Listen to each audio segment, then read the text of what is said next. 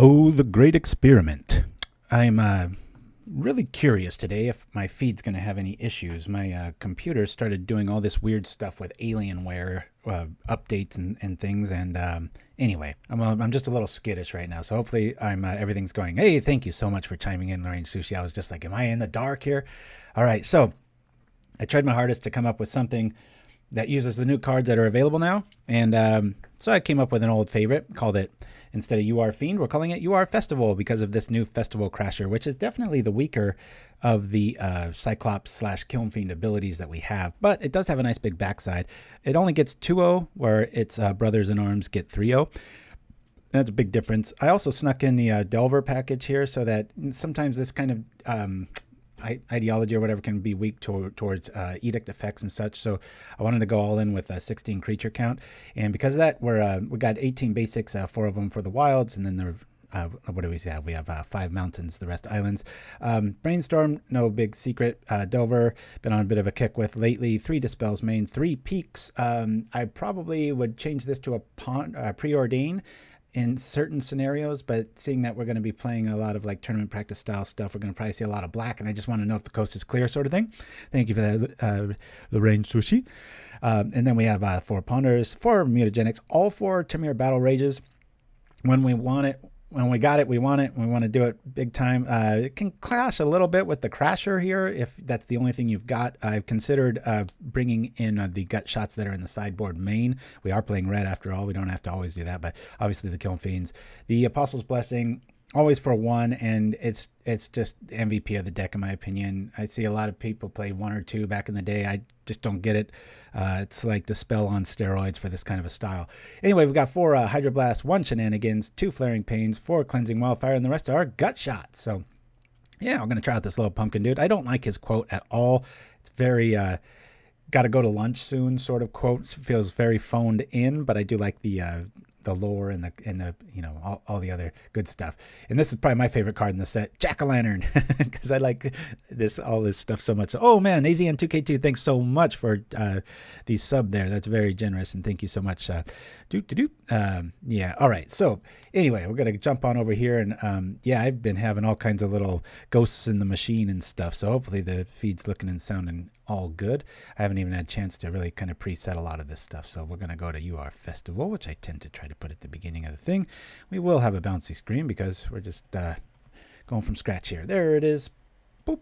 All right. I'll bring this over here, and we'll align this to right about there. Cool. Yeah.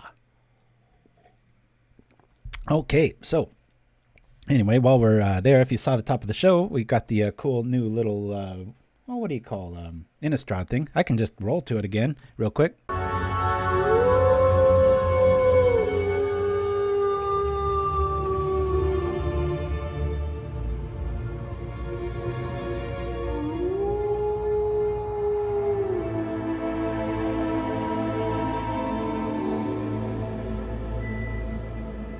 So that's us. As we're waiting for our first opponent here. Yeah, those are the picks. You know, I would really like to put back in either, there's quite a few. This Lunarch Veteran, I almost played a white nickel style like weenie deck today, and this one's growing on me because of that ability to come back to life. It's not so much, I was kind of losing the, what do they call it, forest for the trees sort of angle, thinking of lifelink, and I'm like, well, why not just play Soul Sisters, and there's only so many spots, and you know, you got Suture Priest and Soul Warden and all these other things. But I was like, you know what, this thing's kind of growing on me, and I've been having some fun with a few different builds. I've got the white nickel loaded up here, which is a homage to Nichols, one of our fans here, and played Magic Snuggle Foxes in the house. I don't know where everybody's at as far as our opponents go. Maybe I should just jump into a match here, but we're waiting on someone here. But yeah, so the as far as the new set goes, I picked quite a few cards out. Like I said, I just grabbed these because I just love Halloween so much that I had to get these, and also the oh, what's the silly one? The Crossroads Candle Guide. I just love this, the look, the feel, the everything about it. It's cool. I just wish there were better cards being pumpkin based and stuff. So, oh, Spite Past TV. Hello. I just went 3-0 with BW Midrange deck this weekend. Very nice. Very nice indeed. This search party captains, I'm holding out hope. I shouldn't even say hope. I'm in the doubtful party. I picked this out of sheer, I don't know, bandwagon. Everybody was just like, oh my God.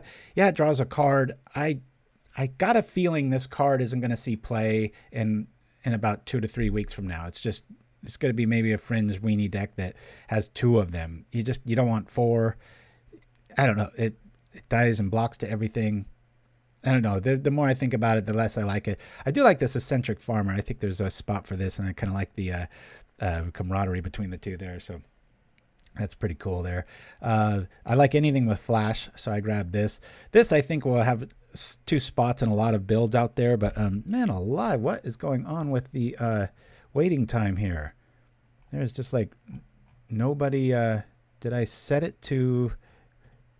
Let me make sure my settings aren't for yes. Okay, we're good to go. Oh, here comes somebody. I guess I just had to complain. That felt like a league. Sometimes you go into leagues and it's just like 10 minutes of wait time and you're just like, geez, where is everybody? All right, here we go. Come on now. I'm going to close this up. Whoop. And we got a Delver with Brainstorm and some Counterspell backup with Mutagenic Growth backup. So we'll keep this. Not the fastest hand, but we'll keep... As we hope to drop the, what do we got?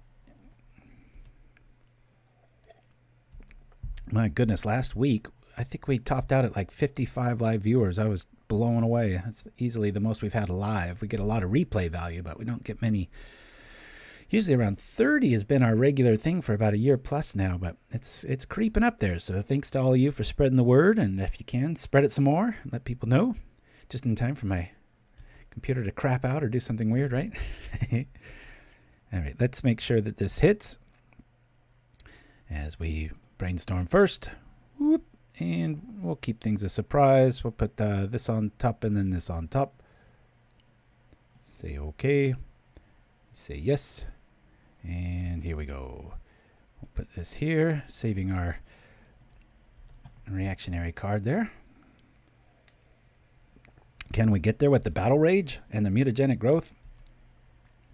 Hopefully they've got... It always surprises me. Well, I can't really say that sentence, right? Always surprises kind of counteracts itself. But it is surprising to me how inert Dispel can be against Burn. A lot of times I feel like I wish it was Envelop. There's so many sorceries in Burn outside of, the Bolt and the Blast. It's and Searing. But most everything else is sorcery speed. So don't like this. Critter-based Burn always wins. And here comes an instant. We will counter that. Straight now. Boop. Of course, it will still hit us. We saved 2 damage, though, from the Archer. I'm not sure if I want to pull the trigger on that Mutagenic. Jeez. Come on, give me a big thing, please. Let's see. That would be 5. That would be... 10. Yep, we're just going to go in here. Dun, dun, dun. I guess we could hold back and block the Archer, but I think that's losing magic, so to be sure. And Nim Chimpskey's out celebrating with little Nils, having a good old time. I was just watching ESPN out here in the Americas, and they had something called, was it Death Diving, I think it was called. It was so weird. It was just all these Nordic folks jumping off and all these boats surrounding them and doing these crazy moves, but they seemed to wanted to land like the letter N in sign language, or just head down and feet down. And I was trying to get the rules down and I couldn't quite get it. So there we go. Yeah, Shirazamon's in classic form. We're good to go. But if anybody hasn't seen that, check it out. If you're from Norway, or I think it was Denmark area, there was a lot of those types up there and just having a good old time and with their beers and boats out. And I couldn't quite get the scoring, but I do the same thing with rugby.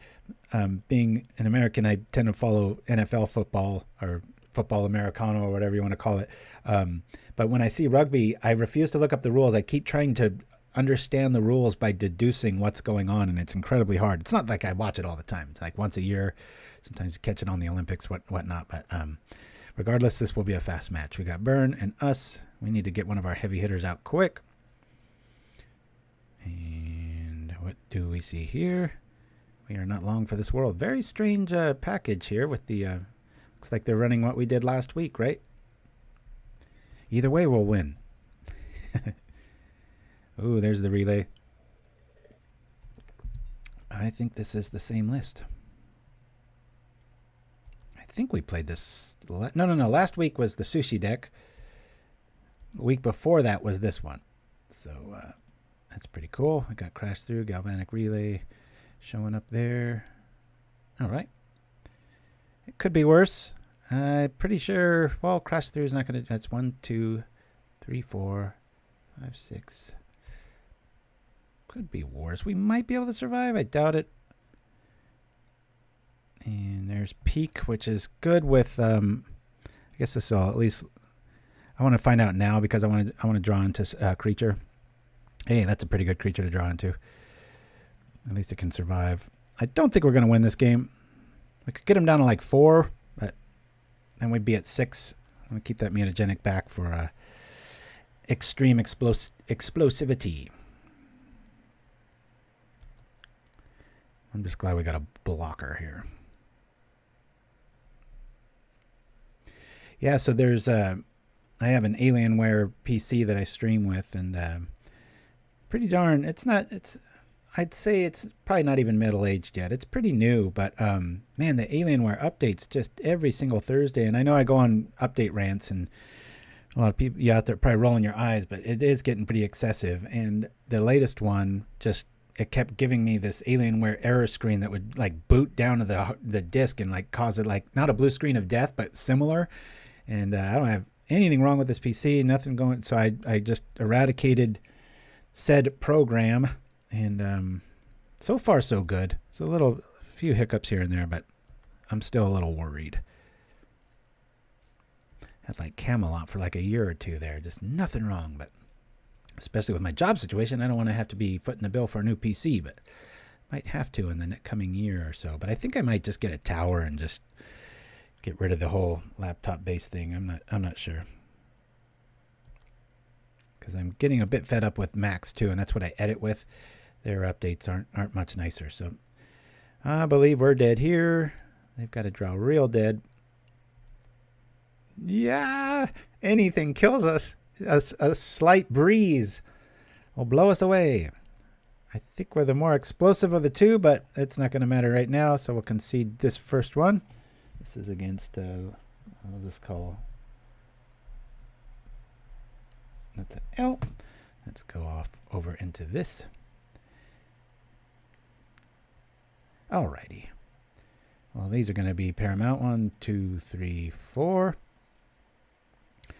And I don't believe I'm going to do much more than that. Mutagenic, bit of a, I do like the spell in this matchup because of the aforementioned issues with that. Probably, let me get rid of one bless just because it will hurt us. I'll get rid of a ponder, a dispel, and yeah, I'm not quite sure what else. Let's see.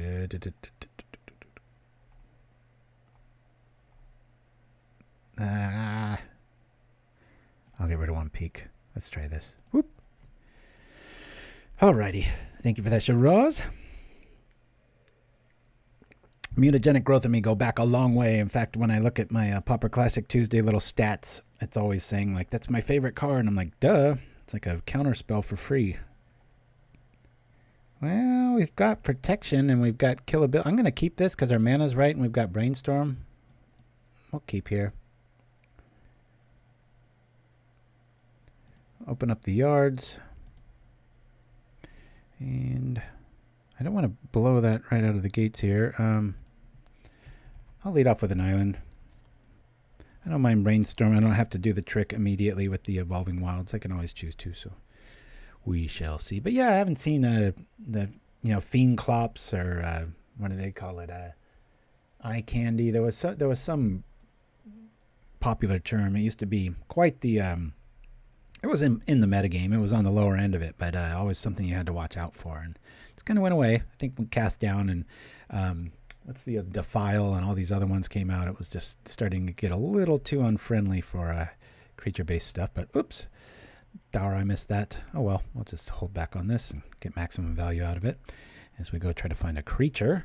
Hopefully in this matchup, we really want to see that Cyclops. Going to have the win in hand if we can get to an attack phase.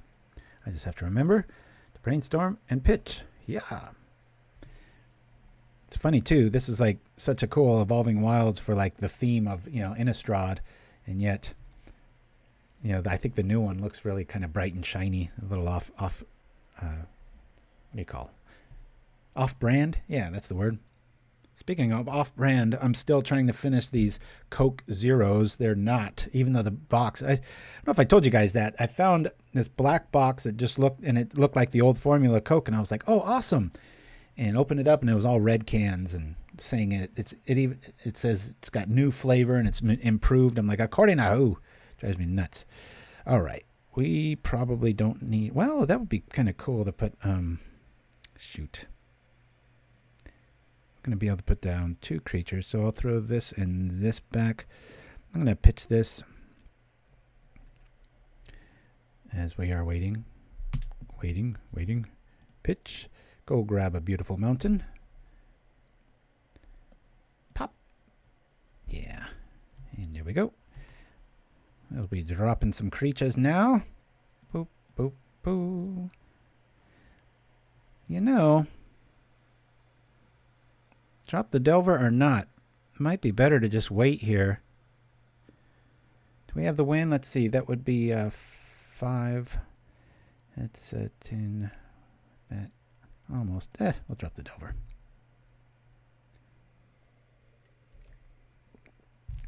We have Mutagenic to keep something alive, but don't know if it's worth that though, because he can just flash that back.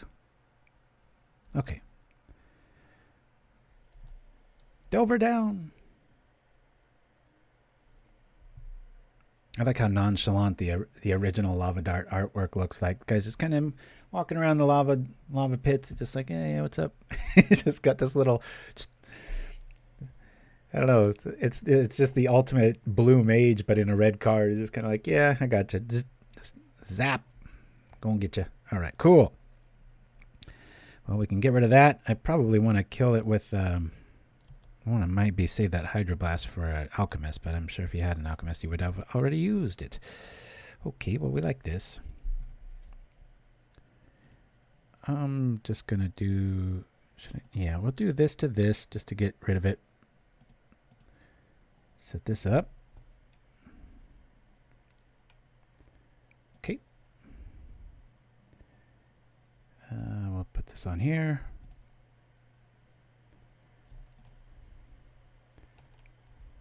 Yeah. It'd be nice because we're going to have Dispel backup if he's got some sort of a... you never know. Maybe he's throwing some Fire Blasts in there, right? No sense in being shy about this move. Are we going to game 3? I think we are, because the only thing they can respond to, we've got the answer to. So unless I click through this attack phase, we should be good to go. Oh, all right. So we're 1-1. Let's go to game 3. Really liking Hydroblast. I think 2 Dispels is all right. Yeah, I think we're going to be all right. Let's keep it like we've got it. As is my way. Here we go. And it's finally turning into fall out here. So much so I've got the window closed, the fan isn't on, and I have slippers on. So we definitely know it's getting into that sort of season. We have a lot of the parts. I don't have much else, though. I've got our worst creature. Now, I'm only really seriously playing this for the saturation of creature count. I don't know if it's going to be good enough yet. I find it lacking more often than not, and I was put on record as kind of being against it. You know what? I think I'm going to pitch this. We're going to mulligan this. This one I'll keep. I'll throw back a Crasher. Done. We can. We've at least got Hydroblast and Ponder back up now. I mean, we know they got Lava Darts, so Delver's not that great of a card. But it's still 1 damage, not pointed at us, right? Here we go. Let's hope this just goes all the way. It's a blue bolt, I tell you. Alrighty. And there it goes. Well, we know they don't have a Lava Dart in hand.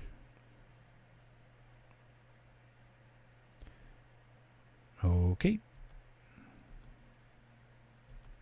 I've been really getting into some blues singers lately. There's some stuff on YouTube I've been finding. Really old stuff. Just dig it. Very cool. All right. We'll go like this and we'll say no. Get our mana right. Next turn will be a big fat mystery.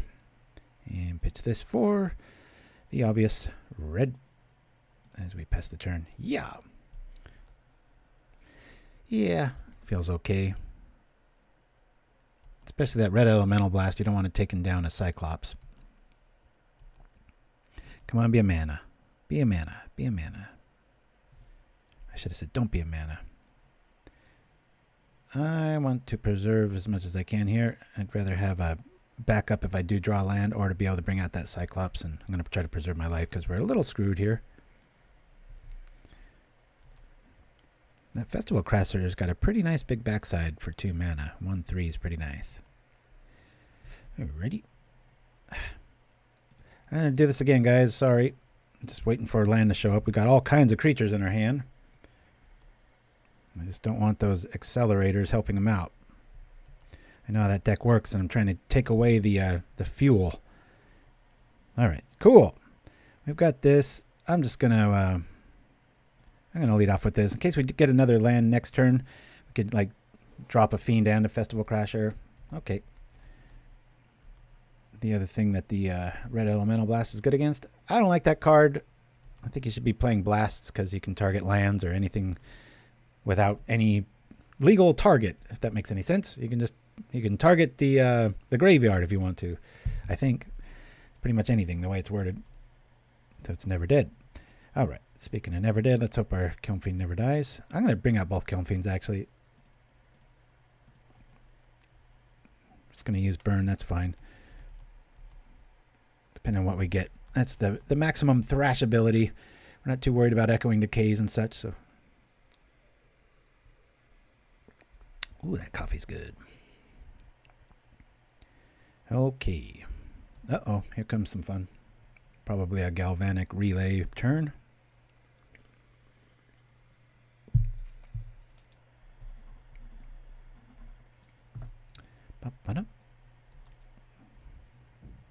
Alright, we got some haste shenanigans. Dang it. More critters for the party.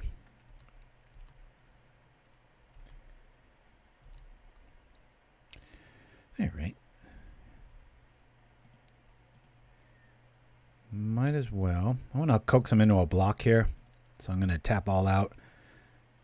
And this implies, like, look, you can't get through this anyway. You might as well block, right? Hopefully he blocks with the Alchemist too. Come on. Come on. What you got? Woohoo! Cool. Well, I guess I'll do it on this one. 2 life to get rid of 2 creatures. Not too bad. Feels pretty good. He might have some shenanigans there too.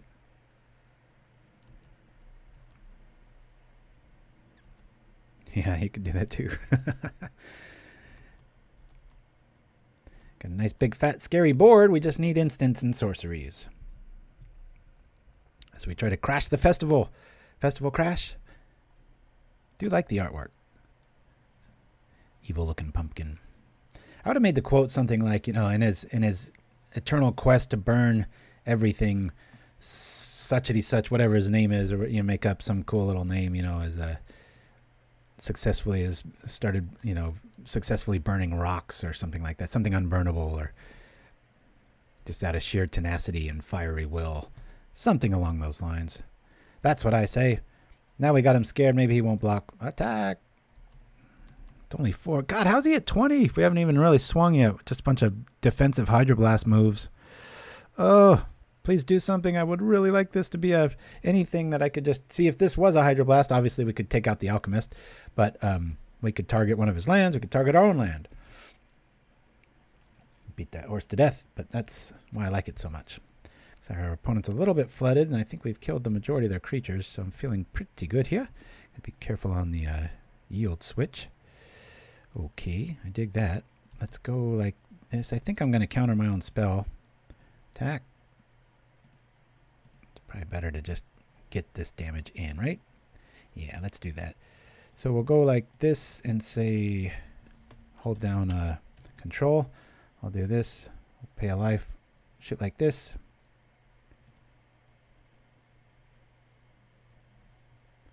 And here we go.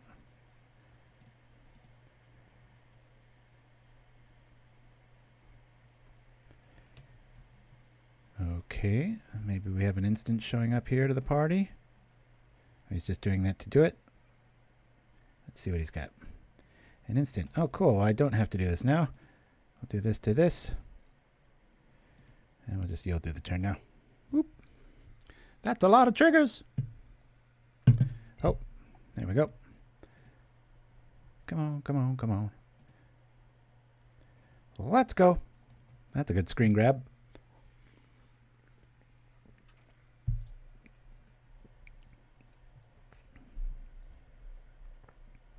So hopefully the alchemist is dead. I still have to call red on the bot blessing there.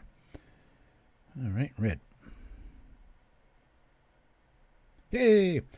Just enough to get through. Quite a bit of damage there. Pretty sweet. So maybe we know that that's a little bit better than the other deck. In fact, one of you was saying, I think we had the dog matchup. What was it called? Flame dogs or hot dogs. That's what we called it. Yeah, that stack was pretty incredible. About it being kind of like the better build of that, and I kind of agree. This person's always so belligerent. Oh, Mr. James. Wow. Well, if we're going to lose, it'll be today. Mr. James is a hell of a player. Usually quite tournament grindy savvy, and here we are. We will keep this. Good to see him, though. I got to meet him at PTLA. That was a lot of fun. Smokestack. Yeah, that's a good name for it, right? What do we have here? Ponder.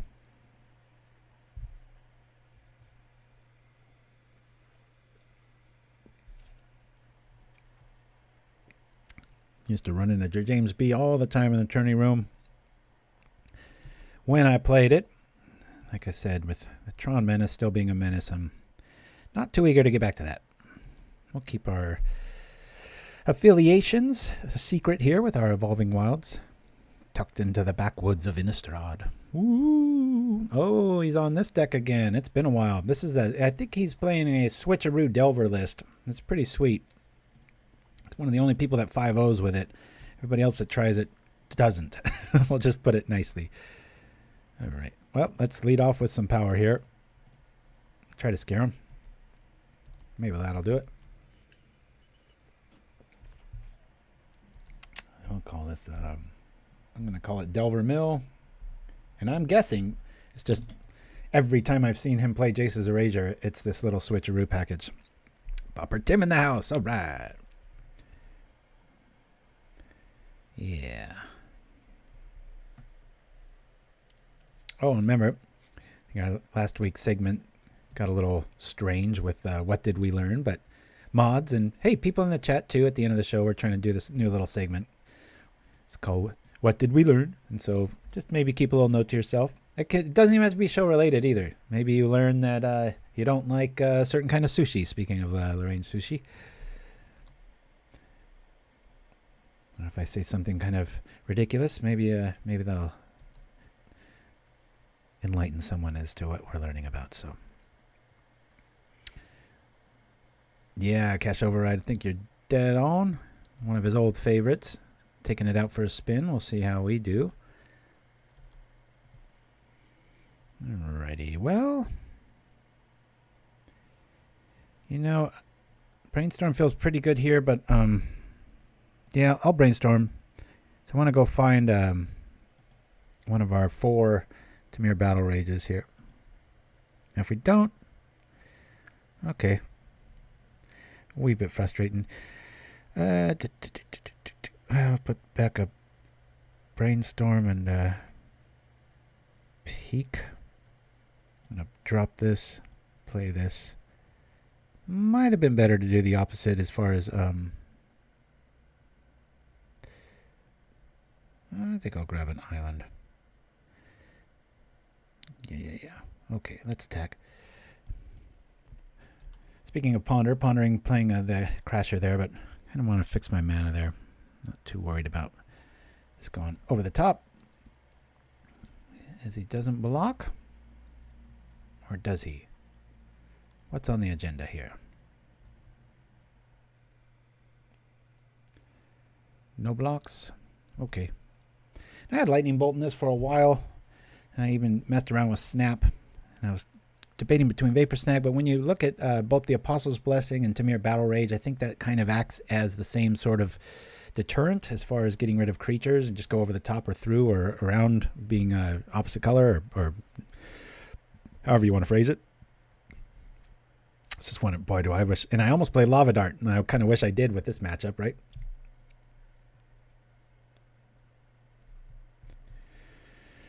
Yeah.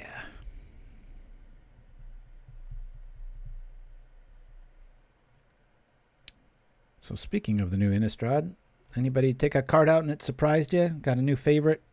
Something you didn't think? Like I said at the top of the show, that Captain's got me a little on the fence. I'm not sure if that's going to work out or not. Brainstorm shows up. We've got Brainstorm too. We don't really want to see it now. All right. To play here is obviously Island Ponder. Hopefully find you know what. Have Dispel back up with Temur Battle Rage and get on through. Hopefully. I'm sure he's just got a whole lot of anti-red in the side. He's probably packing up to 8. Stop that, it's red sort of spells, which is all of our fuel. But we don't really have to worry about Flaring Pain coming in. We have access to it for Tron and such and Moment's Peace locks. Here we go.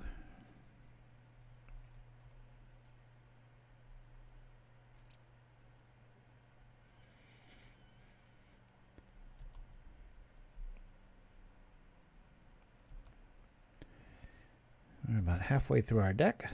It's funny, you get so used to looking at, have I drawn more cards than my opponent? And you kind of look down and you feel kind of like, yeah, I'm doing good. It's like, wait a minute. This isn't the game we're playing.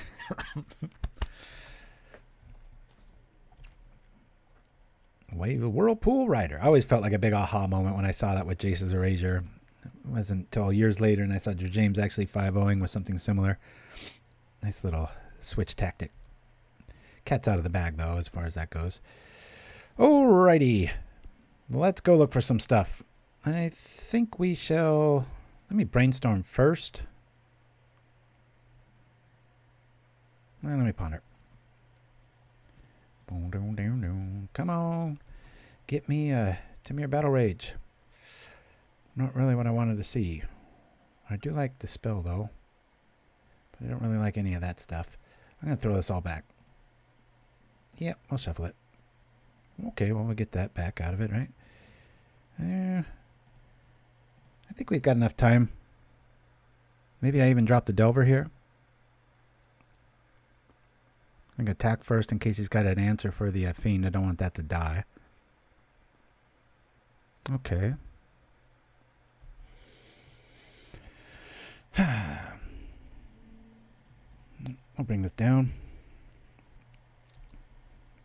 Attack.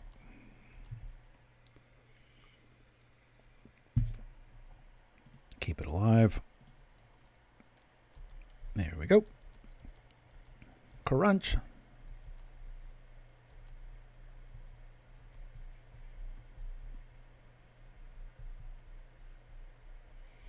Kind of glad that Festival Crasher ate a counterspell. It's our worst card. We know what this is. Return 2 islands, draw 2 cards. Fathom Seer. Probably about the only morph you want to play in Pauper as far as in blue. As we're down to at the halfway mark, just a little over, but after we draw, we will be. Good news is that Apostle's Blessing is going to go really far if we need it to. Oops, I should have brainstormed there, but I'll say yes on that. Got a wee bit lucky there. Technical punt, but wasn't. Let's do, actually, let's do this first.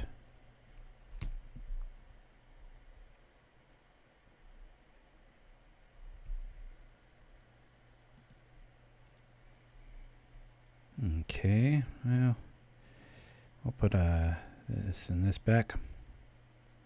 Yo. Put this here. Crunch. See what this buys. It's nice having this in our hand, right? We use Dispel while we can. Unless he's running like a snapback or something. I think we got this one. That's a whole lot of damage. And a crunch. Come over for 23. You can block 4 of it.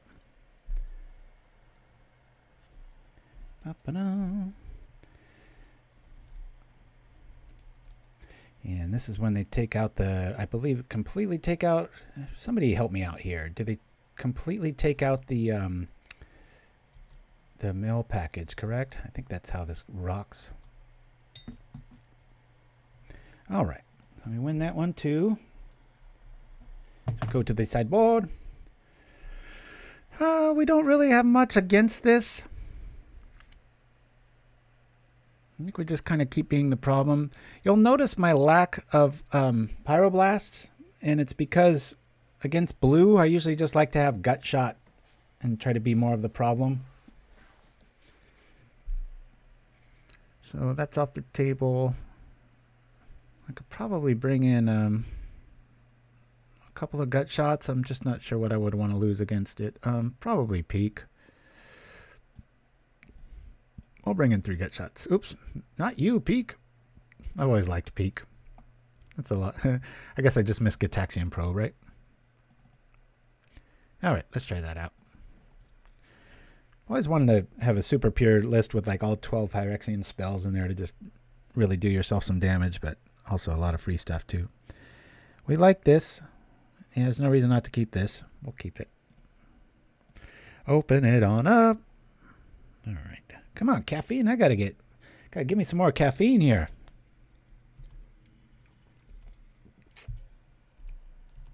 Yeah, now it just turns into a Delver deck. That's right. Boom, boom, boom. Hiya! Mutagenic back up. We're feeling all right.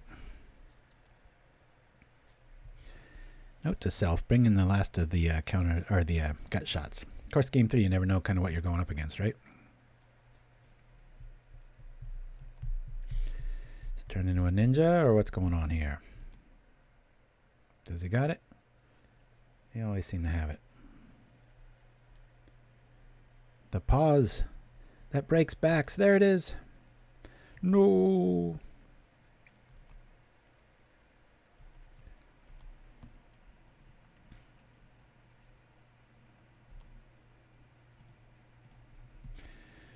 Brainstorm. Let's make him a bit wary here. I'll go like this. Yes. See, okay. And since we already have a natural Delver, I'll just do this to this. So we know Mutagenic's coming up next. We'll get him in the air, I guess, huh? What is a tree's favorite drink? Root beer. Oh no, we're starting that again. Pauper Tim, thank you for the 7-month sub, my friend. Awesome. I swear you just subbed the other day. All these names are running together. I was telling my wife, I was like, you would not want to have seen today's show. I think it was last week or maybe the week before. They're all running together. But I was telling her it was like a dad jokes on steroids. She was like, oh boy.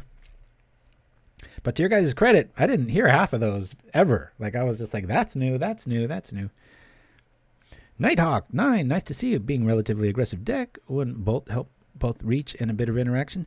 Yeah, I was just more after the cantrips and also wanting to just know what's in my opponent's hand, especially being in the turning room with a lot of mono black and wanting to know if it's kind of coast is clear sort of mentality.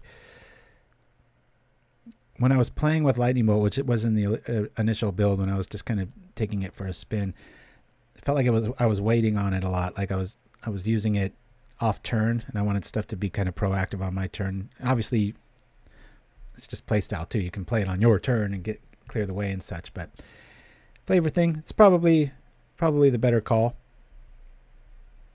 I hadn't played Peak in a while, and so I was just feeling a little mischievous, I guess. Huh? Dang it. We got all the answers for that, but not in our hand. And Snap was actually my my other what do you call that option for that. I wanted Snap to be in there. Yep, we'll do that.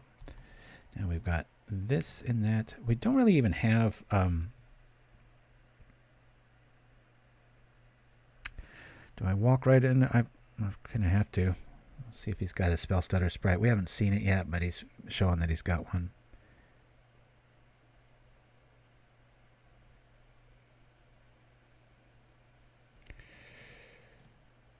I'll try to save the Delver here.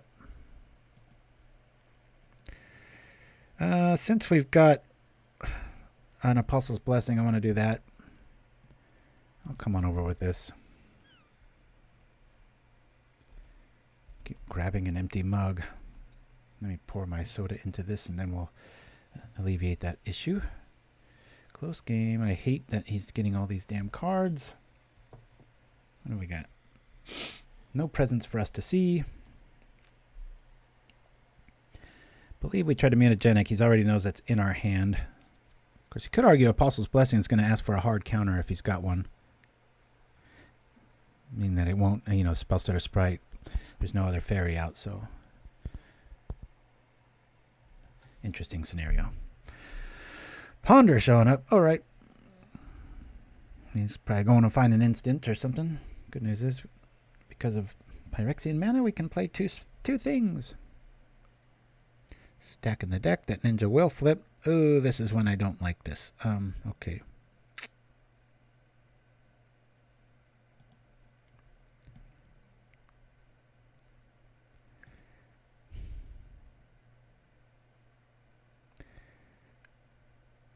I think I want to Mutagenic right now and see what happens. I haven't declared any blocker yet, just to see if this works or not. And then it's up to us what we want to kill, if we want to kill something. So, okay, well, we don't want to do that, do we? I want to kill a Delver, though. All right, well, it's on his turn, so I don't really mind that.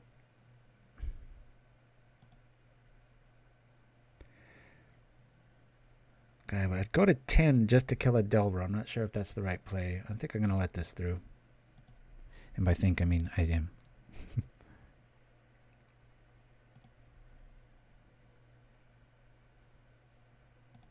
Wait, what do you call someone with no body and no nose?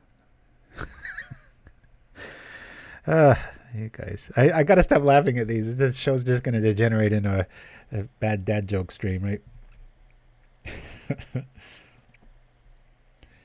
No. All right.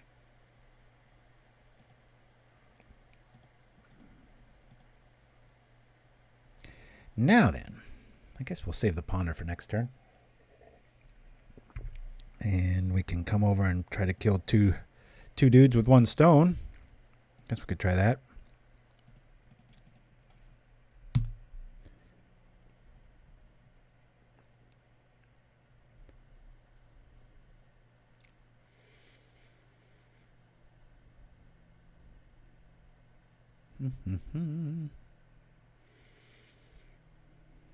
That is a good groan icon, Lorraine Sushi. Maybe I should make a dad joke emote. Surprised when I made all those emotes. There's so many that nobody's used or unlocked. So go peruse the collection. It is vast. So at worst, we're going to be taking if one of those, both of those could turn into a ninja. So that could be 9 damage coming our way. I'm just going to smash here. We'll hope that flips. We'll trip the wilds. Hopefully we find a Temur Battle Rage and a Dispel. Wouldn't that be fun, right?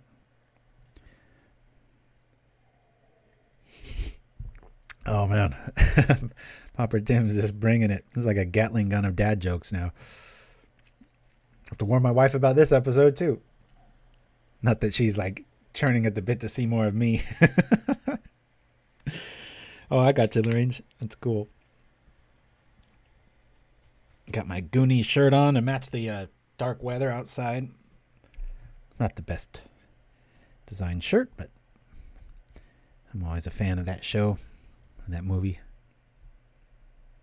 One I hope they never really remake. You talk about a movie that a cell phone would ruin. Like kids get trapped at the bottom of the restaurant. Their adventure begins and they call cell phone police. Roll credits. Always thought that would be a really funny YouTube channel I could come up with where you just take all these classic movies and you just animate a cell phone into their hand and then have a close-up of always the same shot of just dialing like police and then just credits. Just ruins so many plots. That was a thing too when cell phones started rolling out in the early 2000s, where it's like all these horror movies were screwed, and so they'd always be like that trope of just, oh, there's no coverage, and now we're back to the 80s script. Just have bad guys take the phones. That's right. The Fratellis. I tell you. I'm just going to let these boys through. Come on over, sucker. Ain't nobody blocking you here. If I can say pro blue on that and get a battle rage, I mean, it's pretty unlikely. They've double pondered, drawing cards off Ninja.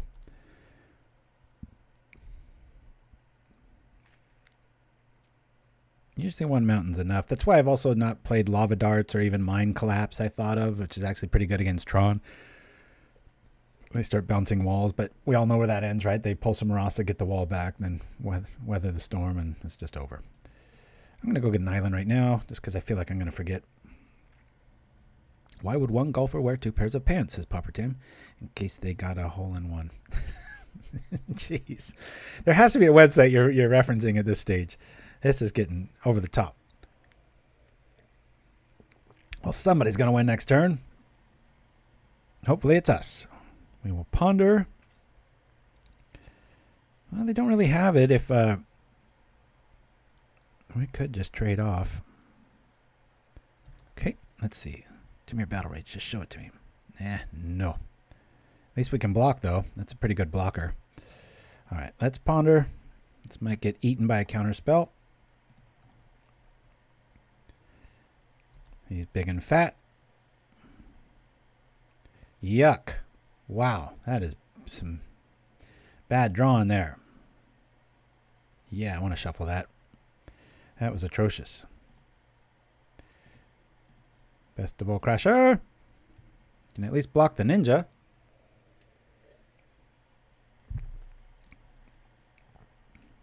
Before you were even a dad. Nice. Representing.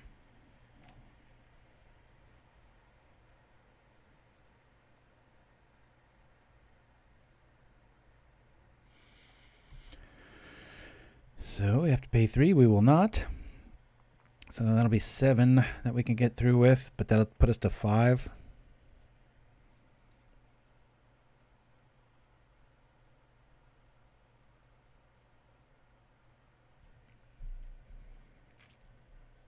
Let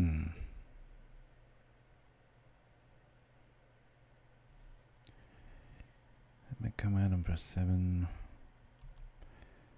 Let's attack with both.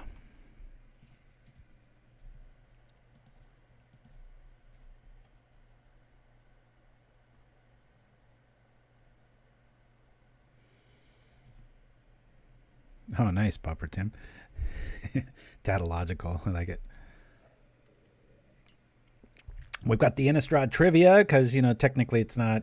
I think it comes out on the 24th officially. It's available online, obviously, right now. But so that's good times. Do I just hold back here? That's 5, 6, 7. He's just got me dead here. Yeah, if that Delver flips, we're just dead. I'm kind of stuck not using the it's a good call. But anyway, so we've got Innistrad trivia coming up. One of them is a repeat, but it was my favorite one. The Trixalacophobia. This flips, we're dead. It doesn't, we're alive. Now, do they keep back? I love how Festival Crasher is getting countered. It's, you look closely at it, it's like, that's my worst creature. Ugh, don't like that. Talk about turning off Apostle's Blessing. Apostle's Blessing can be a pro artifact, but morphs are not that. Yowza, this just turned into an avalanche advantage here.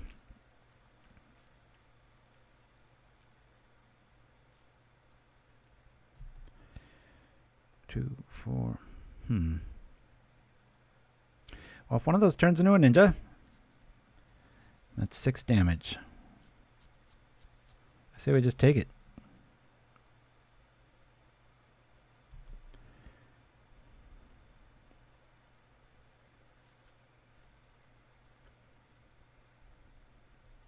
I think we're going to a game 3 here.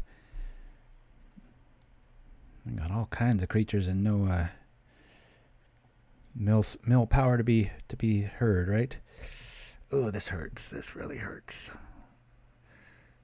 That's 2, 4, 5, 6, 7. That'll kill me if I Apostle's Blessing here, so I have to let this resolve.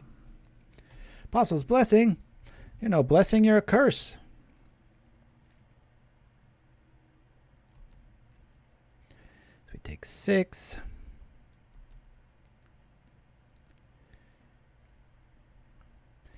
Well, that math was right. It's pretty tough to deal with card advantage here. This was from pretty early on. We've got 1 dead card in our hand.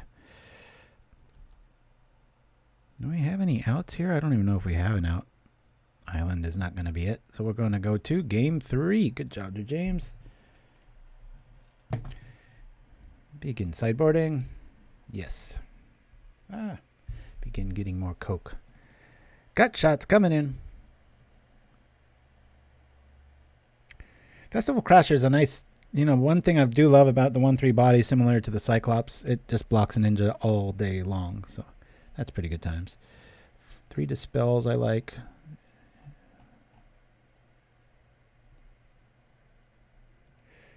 I'm going to lose I'll lose a Ponder. Let's go. Gonna take an Innistrad break after this with some new trivia. The middle one's going to be the repeat, and then we'll see how we are. Hopefully we're 2-0 by then. Yeah, I want to play first. This is a very good hand. We'll keep it. I love when you just play 2-color deck and you just have the basic lands just in hand, in the order you want them to, like 2 islands and a mountain. It's like, thank you. Very good. Hey, Pauper Tim's son turned 11 months old yesterday. That is a good time. Man, that is that the age? That's right around there. I think easily able to hold their head up. That's when it starts getting really fun, and they starting to get right around the walking age, and such fun times. Any new dads out there, even if you're watching this in 2 or 3 years, try to take about 1 day a month and purposely be bored with your infant. I know it sounds funny, but just really try to capture the day in the life sort of thing. Just it's I don't know how else to say it. Don't be on your phone. Don't just be in a room with them, zone out, stare at clouds, whatever. Some of the best memories I have are I started catching on to that with my second, and I would set aside time every week to just be bored with him. And it sounds like insulting to the company. I mean, they're a baby after all, but then you start growing fascinated by just the littlest things and almost get back your own kid mentality. It's pretty cool. Brainstorm. Let's see what we're going to get. Hey, played Magic. Subscribe. Thank you so much. Awesome, awesome. All right, so we're going to want to show some goods here. We'll show both mutagenics. Why not? Or one of them. Yeah, we want to show that. Just to really threaten them with like, hey, look at this. You see that? Bam. All right, let's attack.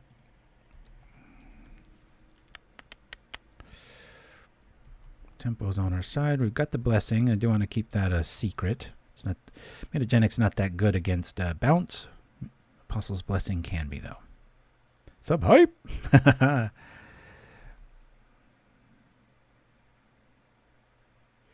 Yeah, life goes by so much faster these days for a lot of reasons. It's not a good or a bad thing. It's just the way it is. And taking those moments, even if you're not a parent, sometimes it's some of the best ideas come when you're just truly bored. Remember on our last road trip, I was telling my son that theory, and there was a podcast we were listening to with a neuroscientist, and they were saying like, a lot of the greatest ideas come from just in that state of just like, looking out the window for too long or whatever. So I was like, put your phone down for like a 3-hour chunk and just stare out the window, like, old school style. And he understood. And by the end of the trip, he was like, yeah, it kind of sucked at first, but he came up with like 2 new ideas for a deck and things like that. So agreed. As much as I enjoyed watching the show, I shut it off for my son's first Pee Wee football practice. Of course. Yeah, that's paramount importance is not. I'm getting into not multitasking to like a religious level. Like anything, like I'll be in the middle of a conversation, I get a text, I'm like, hold on, and I just take myself out of the conversation and just check it because I just want to be all there, you know. That multitask is a myth. Proven it many a times. Boy, do we got a hand here unless it gets countered or bounced. Got to hold back on that blessing and go all in with the Rage Cage. Arrange Sushi with the... Yep. And Mindfulness indeed. Yeah, I think I told you guys this couple months back we were playing Tabletop Commander or Magic or something. And Aaron, my youngest, something happened. And I was the adult in the room, you know, and I'm sitting there doing something. He goes, I'll wait. He goes, you know, just kind of caught me trying to do two things at once. And he's wise beyond his years that way. Pretty cool stuff. Yeah, that's good times, Pauper Tim. Where are you at on the Earth, Pauper Tim? I'm sure I probably asked before. But God dang it! Talk about a tempo killer. Ugh. And we know he's got logic. Not. Ugh. Sure, James with the knowledge. This is why I wanted to play Snap.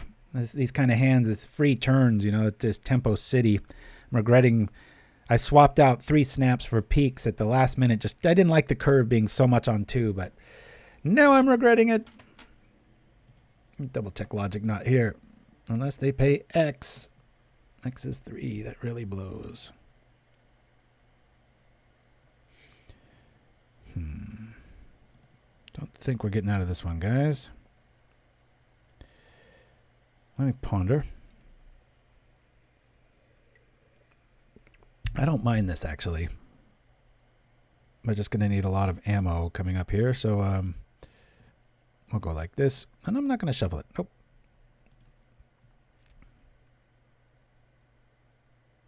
Now we know that's not going to come back. Yeah, no, I do regret that because it means this won't flip.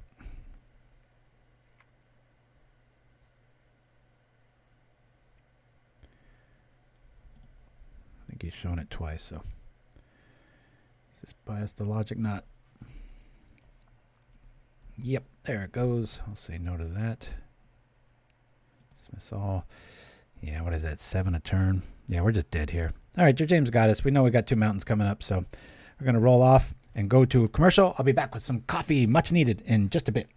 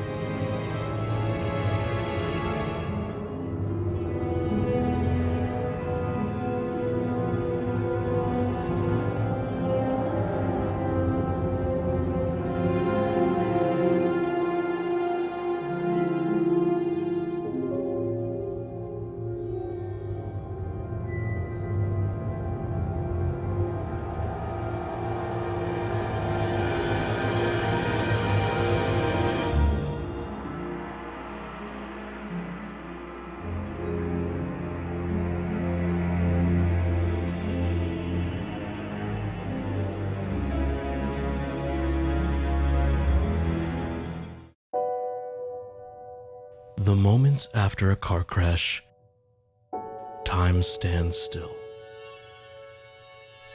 You ponder the close call, grateful for our numerous circles of protection. At COP Motors, we understand what matters most. As vehicles come and go, our perilous research towards your safety is unmatched. COP Motors, protecting what matters most.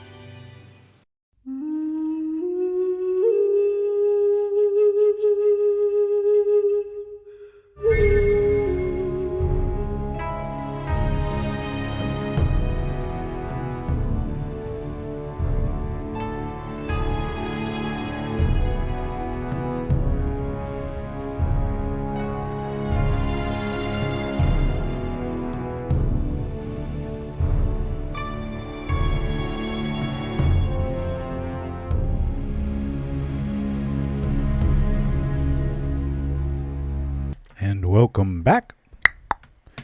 All right, we're going to keep this in search of a mountain, and then we're good to go. Memphis it is. All right. It's one of my favorite reads of all our commercials. My buddy Aaron Mulho's his name. Amazing singer. That COP Motors. Circle of Protection, baby. Oh boy, oh boy, oh boy. We need red. We need it bad. We're kind of naked without. If I grab... we can at least look 3 deep with that. I'll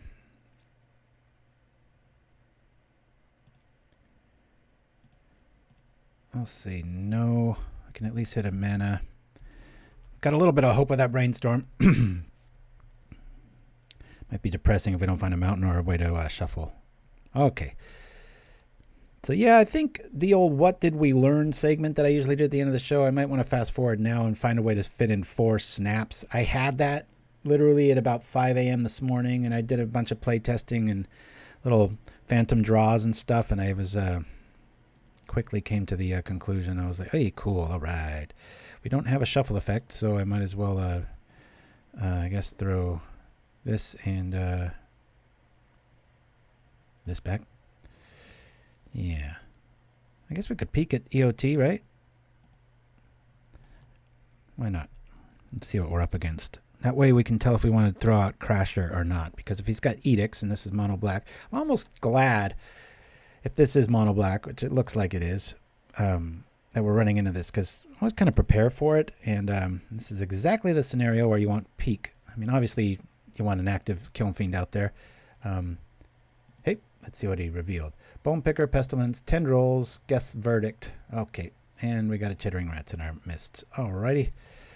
Well, let's see. This is going to eat a Verdict, but it's better than a Cyclops eating a Verdict.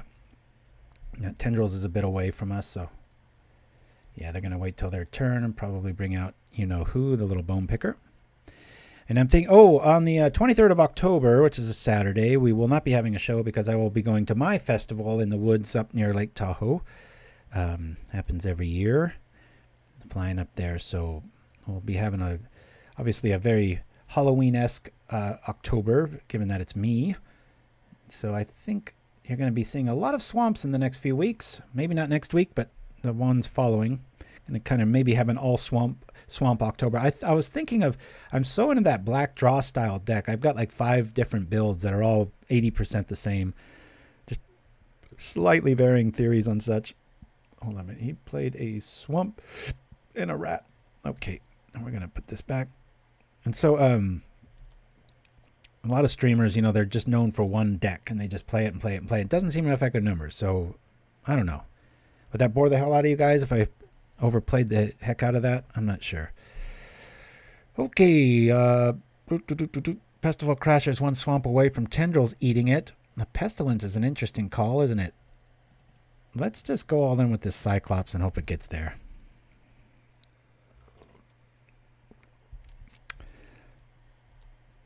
Who was it? There was a Shirazman, you'll probably remember. What was it? Heltiek? I forget the guy's name. He played Tribe for like years, it felt like. Every time.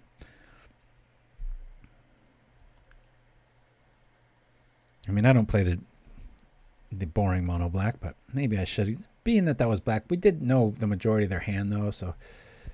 Alright, down comes a Bone Picker. Probably a Baron Moore, if I'm not mistaken. That's what I would do. Okay, there's Bone Picker. Boop. And there's the Moore. Speaking of Moore, we're going to need some more. Let's rock like this. And this. We can get out of the way of a Tendrils if he goes all out with another Swamp draw, thinking he's got it. I almost want to see a Swamp here. Dang it. Boy, they're top decking like crazy. How do I know that? Because we know it's in their hand. The rest of it, at least. And I even thought of playing Reckless Charge. So, yeah, I hadn't streamed in a long time. It's funny.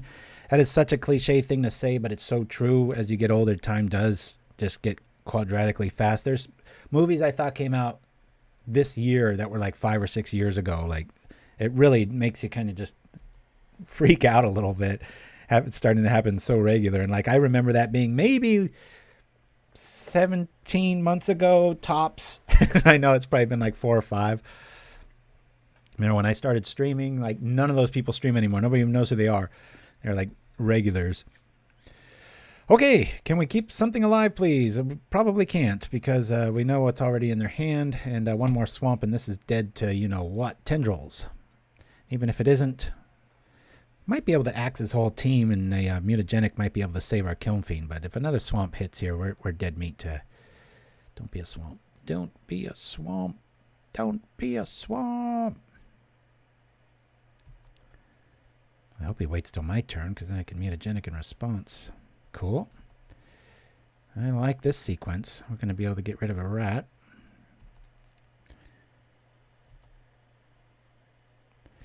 Yeah, I try to keep things fresh, usually, but I think if any month would subscribe to maybe an all-swamp month, it would probably be October.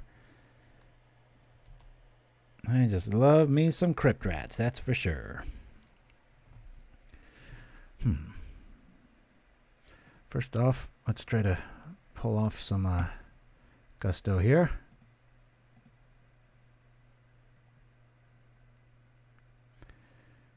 Yeah.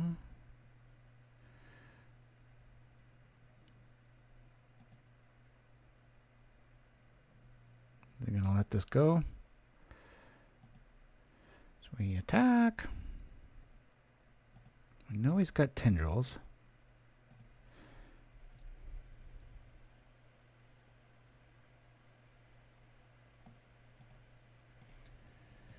Throw this on there for some added wallop.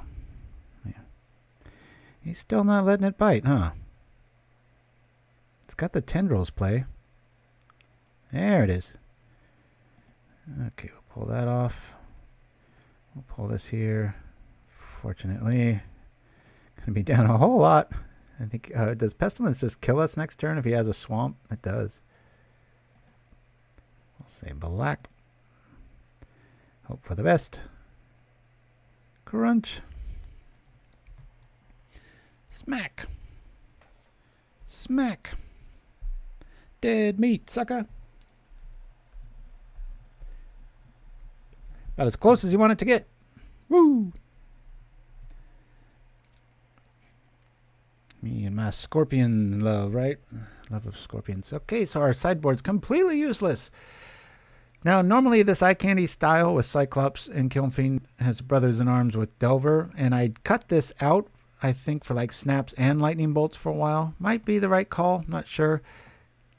I'm playing Crasher because it's new, guys. The more I see this card, it's just kind of cannon fodder, a good blocker, and it can help get there, but it's definitely suffering from a bit of new card smell. But we like this creature count against mono black, and I like peak. So we're just going to keep this as is and say submit.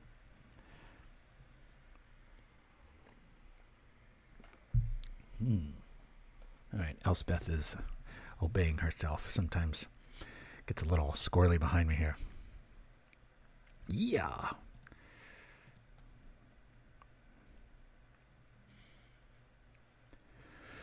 Alrighty.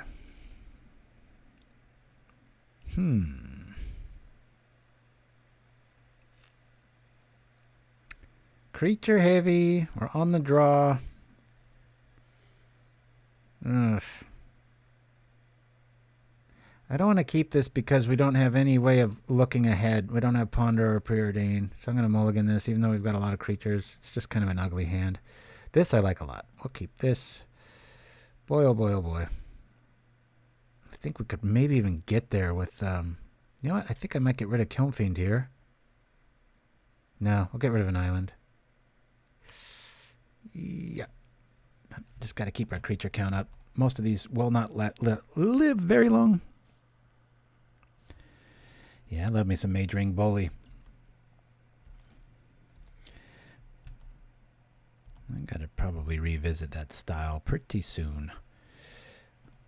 I like this Wilds because if he does have a Chittering Rats pull, which that Bog suggests, he's trying to hit his curve.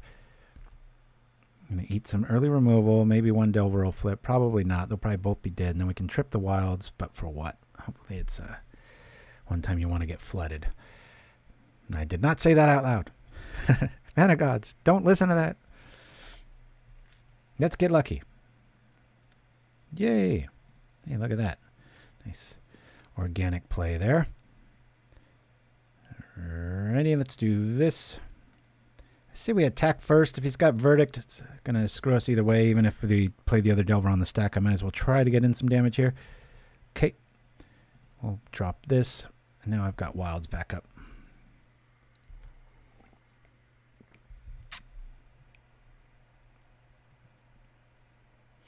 What do we got? What do we got? Alright. Pretty obvious what we get rid of there. Oh, pulling an old school disfigure or something. Alrighty. We'll go grab an island, as is our way.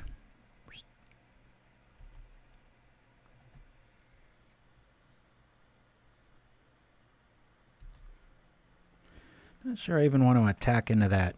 I've got the blessing trick, but I'd rather hold it back for the Kiln Fiend there. Alrighty.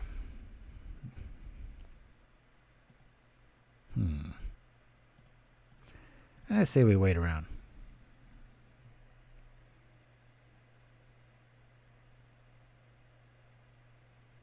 You know, we've got it. We've got Cyclops back up. Let's attack. I ain't afraid. I'd rather trade with that. I mean, I'm going to trade blessing for it, to be clear. Boop, boop, boop. Yeah, that way we still have Edict food. We've got this dude sticking behind. Feeling pretty good. Hiya! Careful, Mutagenic won't work there. You got Death Touch. Always liked to, sneaky Bone Picker is too. It's like, oh, all this stuff, and then way at the bottom, it's like Flying Death Touch. It's like, oh, wait. Oh, let me back up there. I got options.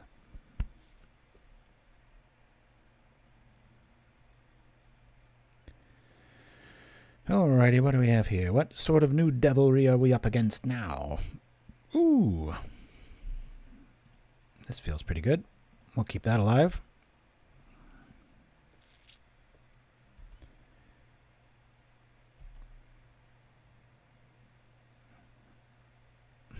It's like nothing happened. Jeez, at this stage, I think I might get rid of Kiln Fiend. I'm going to. I've got Cyclops back up.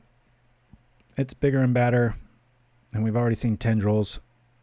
It's not like we got him on that quick of a clock here. Looks like I chose correctly. Do this. I'm just going to play this, hoping that he's got 5 Chittering Rats in their next draws, and he's going to just be hollowed out.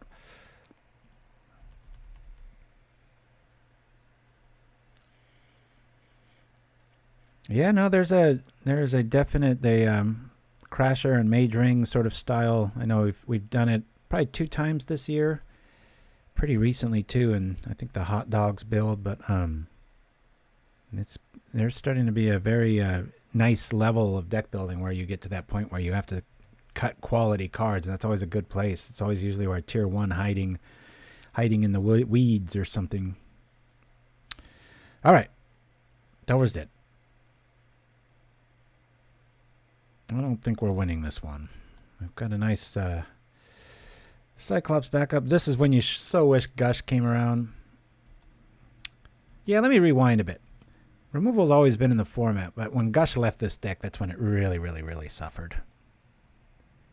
I just want to be proactive and clear the board here. I do not want to be stuck holding this as a defensive play against a Chittering Rat and taking 2 and then, not attacking. At least he's going to have to make a decision, take 6 or eat it.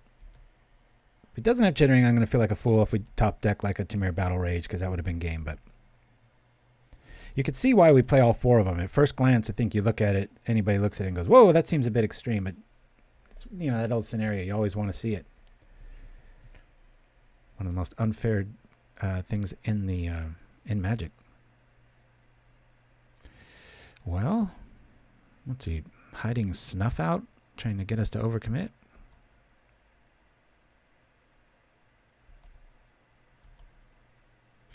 Yeah, that plus side on the defense though is very key. meaning the defense. Maturing Bully gets stronger and tougher. It doesn't look like much on the surface, but I love the prowess mechanic. It's probably one of my favorites that I don't talk about much. Seeker of the Way and such, and just love that. Alrighty, it's a card we don't see too much of anymore, thanks to the Squirrel Menace disappearing. Trying to think if I can... Oh, man. Looks like we're going to a Game 3. Reallocate my anti-Chatterstorm commercial to something else, because I still have it built and everything. I can make it say something else, but, you know, bouncing squirrels, not too many of those. Oh, however, I have been trying out... what's the... Masters Revised or Modern Horizons? There was a 1-drop in black. When it died, it makes a squirrel. I've been trying out 2 of those for extra 1-drops in my black sack style deck list, and been having a lot of fun with that. Acts is kind of like a super fast unearth, so it's pretty cool. All right, well, this could be very depressing. Sometimes you brainstorm and you just see a bunch of stuff you don't want, and you don't have a shuffle ability. Oh, okay, well, guess we'll do that to that. We'll ponder.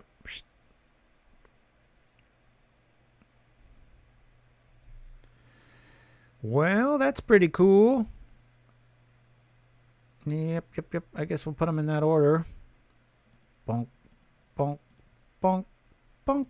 Dun, dun, dun, dun, dun. Take that, Chittering Rats. 2, 4, 5. 2 moves away from the edict coming through. That's assuming that we can even make this thing live, but the good news, we'll be able to, if we have to defensively use a Temur Battle Rage, we can. Given we're up against kill everything that moves style deck, it's not really in the cards, though. Used a Breathless Night sack deck. I need to send you that list, but it still needs work. Yeah, so does mine. I've been sent probably 6 of those since Breathless Night came out. I don't know why. I think it's the art or something. Everybody's just so hung up on that card. I like it too, but yeah, like I teased, I think it was like 4 or 5 weeks ago. I was so close to showing it on the show, and it's just like, nope. It ain't there yet. 1 mana away from Chainer's Edict ruining our day. Can we get there? Probably not. Oh, mine does okay. I've had, it goes in those, like, I'll win 4 games in a row and think it's there, and then I, smash up against something else and crash and burn. Should stream snipe to show you. Go for it, man. Don't be looking at my hand, but that'd be kind of cool to see. All right, we're going off to Game 3. Enough suffering. I would really like to win 2-0 at one of these. We keep 2-1-ing. All right, well, let's do the Superstitious Shuffle. We all know if we put a Mutagenic between Delvers, and we put a Ponder between the mountains, that we've never been beaten.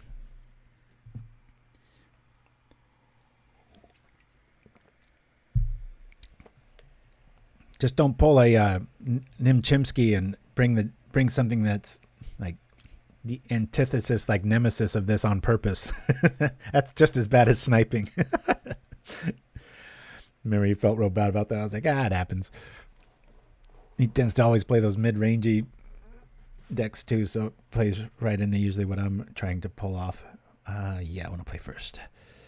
Okay, liking this hand a lot. We're going to keep it and hope that he just drops a Baron more, and we can have some semblance of balance here. We barely won that first one. That's, even though we're 1-1, we were on the ropes. We were able to just get there, thanks to the Phyrexian friends. It's alliteration that isn't. Sounds like an old 80s cartoon, like the superheroes or superhero friends. Okay, we got what we wanted. There's a tapped land. Let's see if we can flip this Delver. Come on, flip. Flip, baby, flip. Yeah, cool card to grab too. I'm going to drop the wilds here. I could lead off with a Kiln Fiend, but then we're like king naked, right?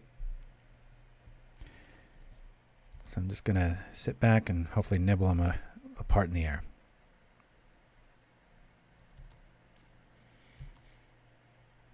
I'm gonna pitch that for an island since we've already got the basic mountain. Yeah. Alright, is this a guest verdict? It's an edict. Alrighty. Well, let's go get an island here. The response. I'm gonna have to maybe call a little fight and see if he can do a little tech work for me. He's pretty good at figuring out computer issues. Computer whisperer. Goes over on the phone with me. Alright. Well, we at least have backup. It's just a matter of if they've got... It's no secret what's in our hand, thanks to the Delver of... That would be snitching. That's really what the Delver of Secret should be called. The Delver of Snitching. Like those old gangsters in the 20s, you know. It's like, you're a snitch. Like, it's no secret at all. It's like revealing stuff. It's like a turncoat. Delver of traitors. We got to rename Delver, guys. It's always bugged me. It's not secretive at all. Well, if we draw something pretty deluxe here, we'll be all right. Maybe like a ponder into a mutagenic, and then we can win. He knows what we got. I guess we'll use the life now.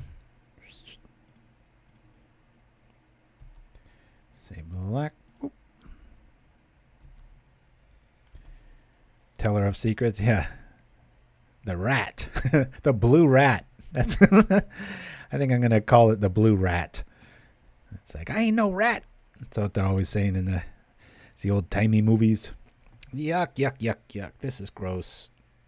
I've got so many battle rages, so little time. Honestly, I think we just battle rage, swing for 8, and then hold back on blessing, right?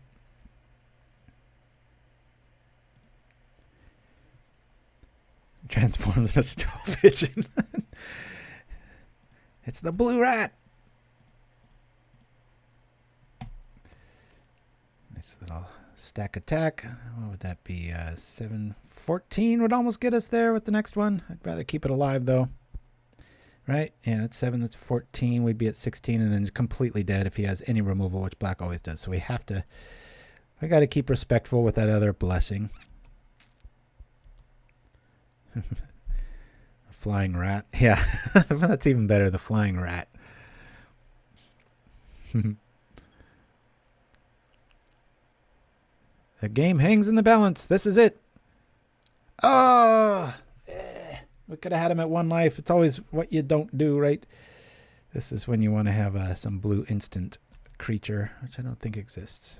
Well, we do have flash creatures. What's that? The little Kifkin one that comes out. That's a white. That's an Azorius color combination, right? Come on, say enchantment, would you? All right. Darn it. Oh, easy for you to say Lucas Scratch after the fact. I would say that too if I knew what was going down. Now here comes Jittering Rats. This is when I always put my foot in my mouth, and I'm always bad-mouthing that card. But in a scenario like this, it's pretty damn good. Ha!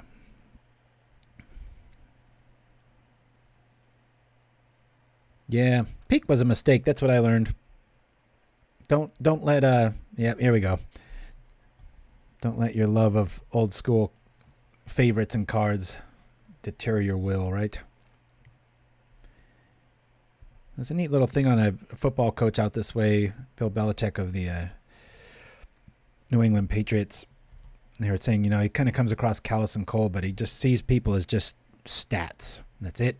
There's just nothing else, you know, and there's no, oh, that's my guy, or I remember once when, and I think cards have a tendency to do that to, it's just human, right? And I'm sure he's got a little bit of that, but it's a lot less than most people. I think that's why historically he's been so successful. Sees it as X's and O's. And I think after, that's kind of my point, when a new set of cards comes out, you get that new card smell and you get really like, or like Breathless Night, right? And everybody's like, oh, this thing, you gotta make it work. And it's like, or you don't. That sounds very boring, and it is. It doesn't make for any fireworks, but as we see, like, Delver and company just keep trotting along. Ugh, this is brutal. What did I call this one, huh? All right. My goodness. We don't really have many turns left, do we?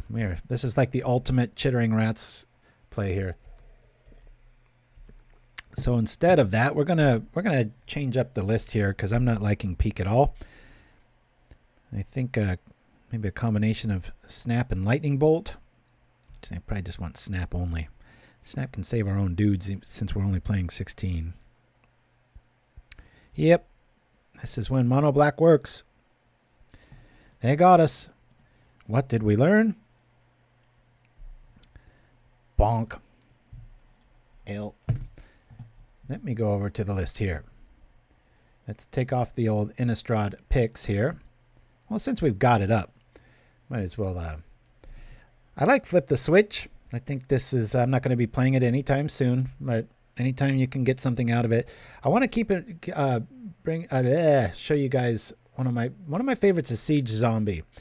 I think it's a little hopeful to think that you're going to have this many creatures out. I don't know if you should really. I'm just on the lookout for this card because of that mechanic of Decayed. Now, if you read Decayed, it says it can't block, and when it attacks, you got to get rid of it. But maybe you never attack with it, right? Maybe you make a Decayed deck with Siege Zombie, and just a lot of, this is a good unearth target. Speaking of, black decks, and then you've got the Night Market Lookout, which can start doing that. But in the end, though, it's one of those designs where it's just on my radar because, it's a 2/2, so you want to just be attacking with it, not tapping it. And I guess you have the option to do both. And, when you get Tron locked or whatever, you can go from there. But all right, here we go. We're going to do this, and we're going to type in SNAP, which was in my original build. And I want to bring in Snap. Where'd you go? Yeah, I've got the new art and the old art, but I don't have enough of the new art, which I actually prefer. But I'm going to bring in 3 snaps for now. And I think we could leave it at that. You could argue a Dispel could leave here. Maybe we get rid of 1 Wildfire. Like this. I'm a purist. I really want to have all 4 snaps if we're going to be playing them. So let's see how this works. See, that's my sneaky way of like wiping the slate clean and being like, we haven't lost yet. So let's see how this one works. And if we don't like this, then we'll maybe we'll go to Bolt. But very tempted with all the options that we've got.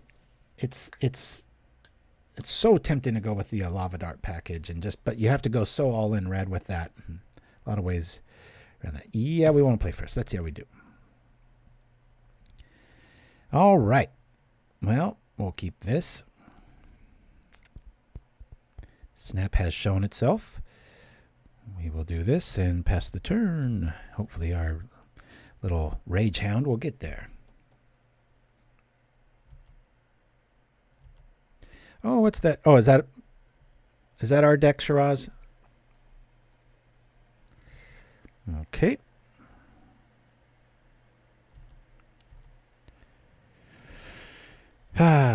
Okay, wow. This is just outside of a journey. We're feeling pretty good here, especially an early turn Kiln Fiend. The snap really accelerates our turn and makes it like we are playing Gush. And for you purists out there keeping score with all the talks of bans and things and everything from Ephemerate to Ghostly Flicker, I would really lump into that pile Snap. That seems a bit extreme. There's just a bit too much tempo there. I'll use it till the day.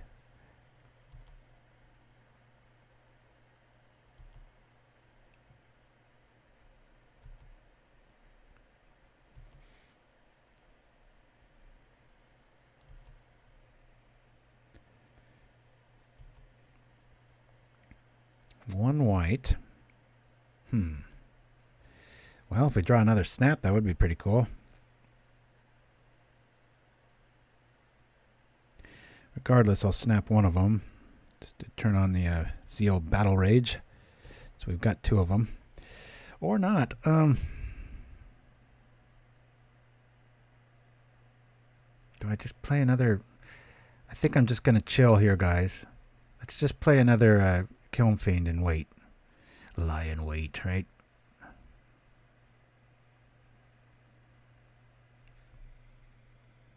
I have double Battle Rage. Oh, I'm going to play another Kiln Fiend.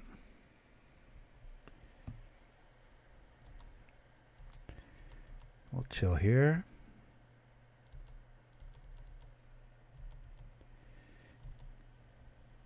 Yeah, Pauper Tim, we could end it with the next matchup if you want to here. We're up against, we've faced that new burn style we bested. And then we tournament regular James. We lost 2. Easy first game, and then got crunched the next 2. Then we got chittering rats on that last one. But now this is a new deck. That's how we roll. Now they're keeping up prismatic math. Okay. Wow, haven't seen that in years. And this talk about new card smell. When that first came out, everybody was like, "Oh, 2 for 1, you got to play it." Okay. Let's do this. Alrighty.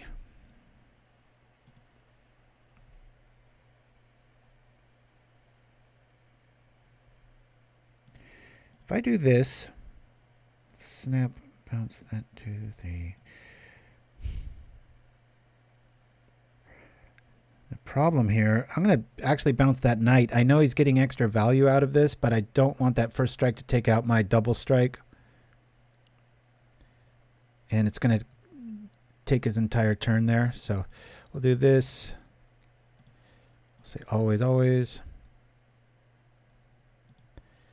Untap this and this.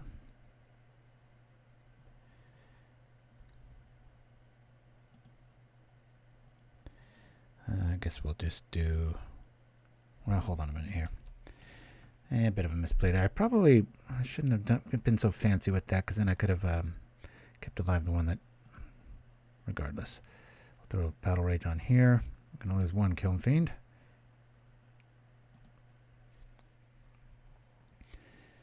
And we will attack. Hiya! Booyah.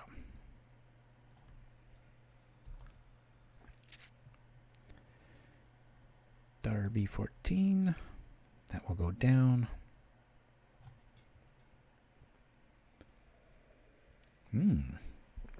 Wow, okay.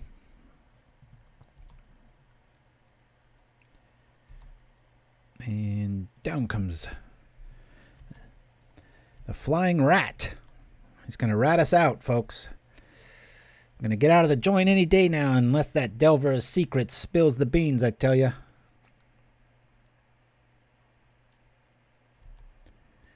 Do we have their attention? I guess not.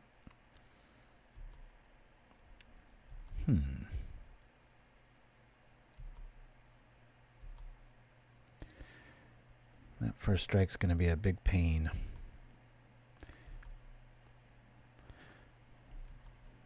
Double strike's not that good there, is it? Flip, flip, flip. No.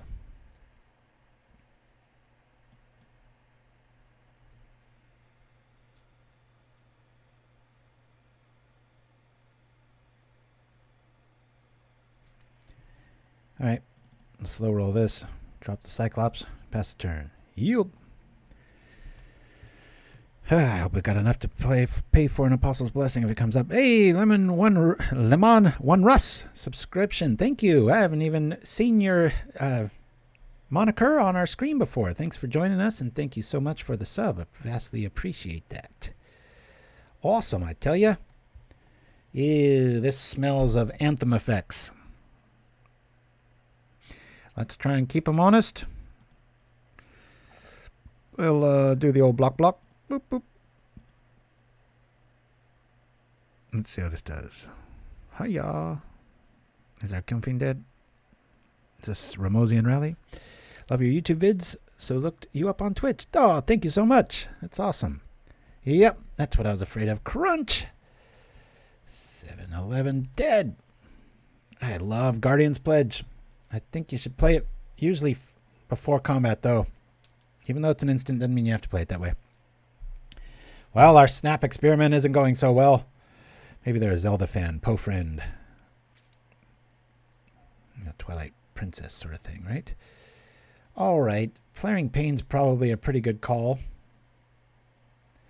Dispel feels pretty good too.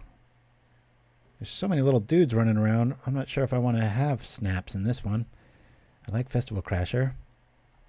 Don't want to really overdo this. Let me make room for maybe, what, 2 gut shots? Nah, I want a Flaring Pain. Let's put back Ponder. Let's do this. Mix it up. Woo! My insectile aberration plushie. He didn't even get time to rat us out. We were just dead. Yeah. The flying rat. His brother, the other flying rat, got to the other mobsters first, and we didn't even make it out of the joint. Here we go. Yeah, we won't play first. Oh boy, one of those hands again. Got a lot of creatures. We do have a draw option here. Since it is our turn though, and we do have Ponder, got quite a few critters. Boy, if we don't see a land though, I'm going to mulligan that. Alright, much better. We'll keep this. What to throw back? What to throw back? I think we'll probably throw back Wilds.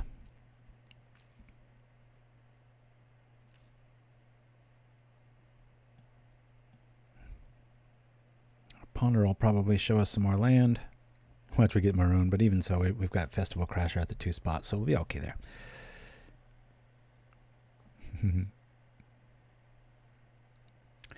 Yeah, you're right. I probably should have brought in the copy of Shenanigans. I'll keep this. Throw this back. Is it done?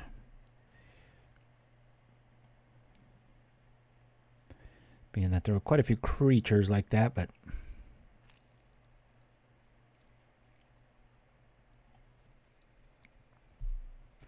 yeah.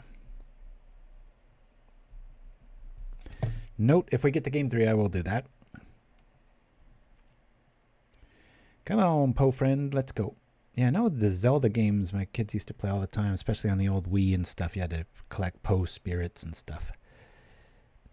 Oddly creepy. Very cool. Come on, opponent.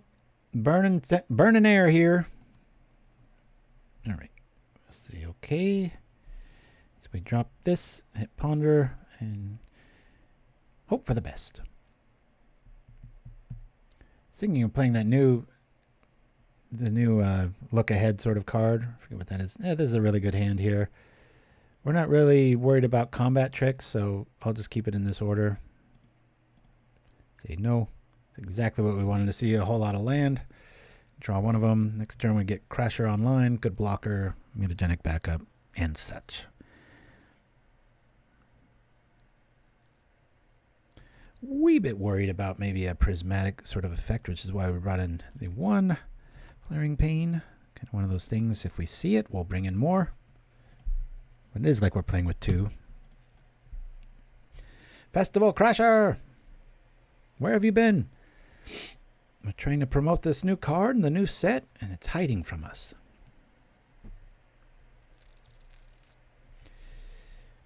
Yep, I'm just talking too much.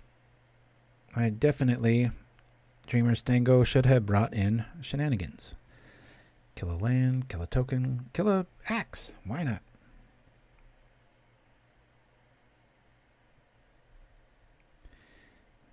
Now the question. To split or not to split? If you haven't seen the channel on YouTube, Odin Makes, Odinmakes. He's a prop master, and he did the Bone Splitter for us. For you old schoolers of Propaganda, you'll remember when he did this, and we set it in frame and everything. It was pretty neat little effect. One of my funner memories of collaboration here with Propaganda and other YouTubers. That dude is crazy successful now. He is just, that's all he does. Living the dream. And well deserved for sure. Nivix. I don't even think I'm going to attack here. I get maximum carnage. If we get a Temur Battle Rage, it's just going to be so awesome.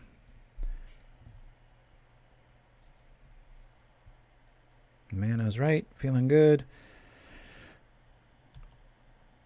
Boy, they're pulling out all the old schoolers. Cathar and the... a lot of good ones. Okay. We'll pull this off. Rock like this. Fortunately, I have to kind of show my hand here. We'll throw this on here. Pulling 2. Might be able to get some critters. 6, 6, 3, 3. Let's go. We're here to attack, sucker. Yeah, before that Bone Splitter comes online. They're a little hindered on mana, so. There it is, there it is.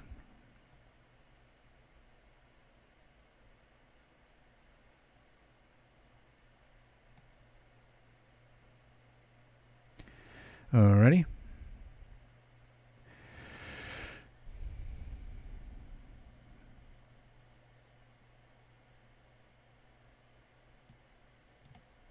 I guess we'll keep him alive. I'm going to get a 2-1 out of the deal. Booyah. Crunch. Come on, Delver. Flip over. You flying rat. Somehow I like Delver more, calling it a flying rat now.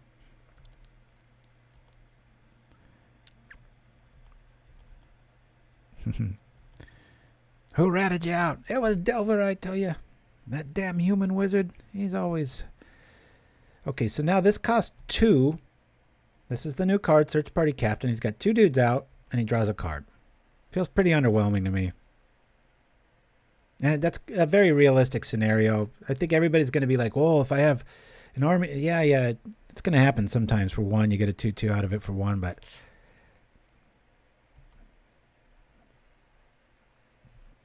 Yeah, we love this.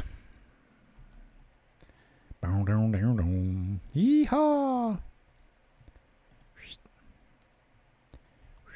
Come on, show me something good. All right, that's pretty good.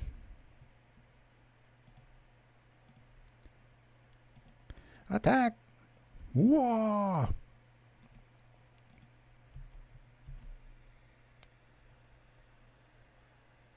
Dr. Delver, insectile hide. That's a very well said. I do believe that's what they were going for, too. Well, that'll just kill those if I do that. Yeah, we just win here. I'll just go like this. Boop. Hiya.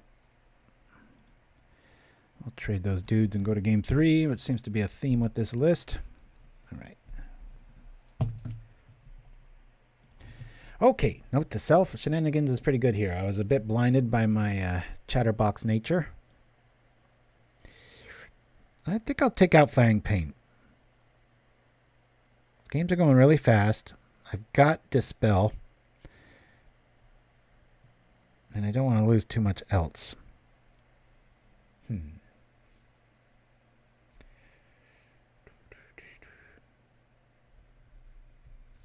You know what? Dispel's kind of a dead card here. I know they've got the ace in the hole with the card, but if they have that many creatures out, we're probably losing anyway. I want to buy some more tempo with this, and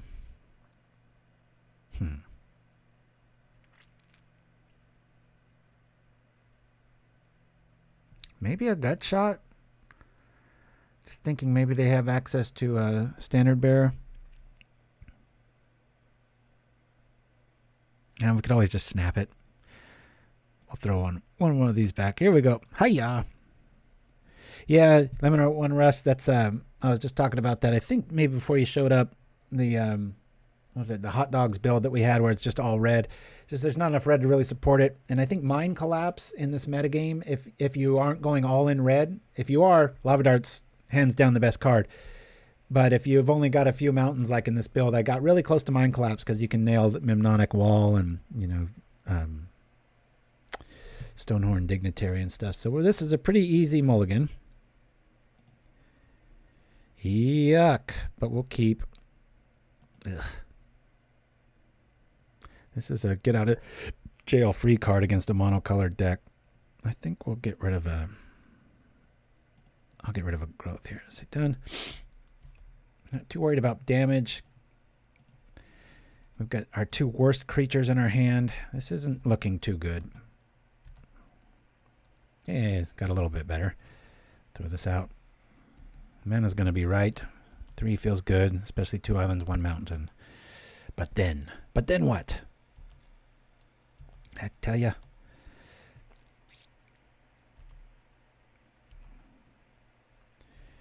Artifact, artifact, artifact.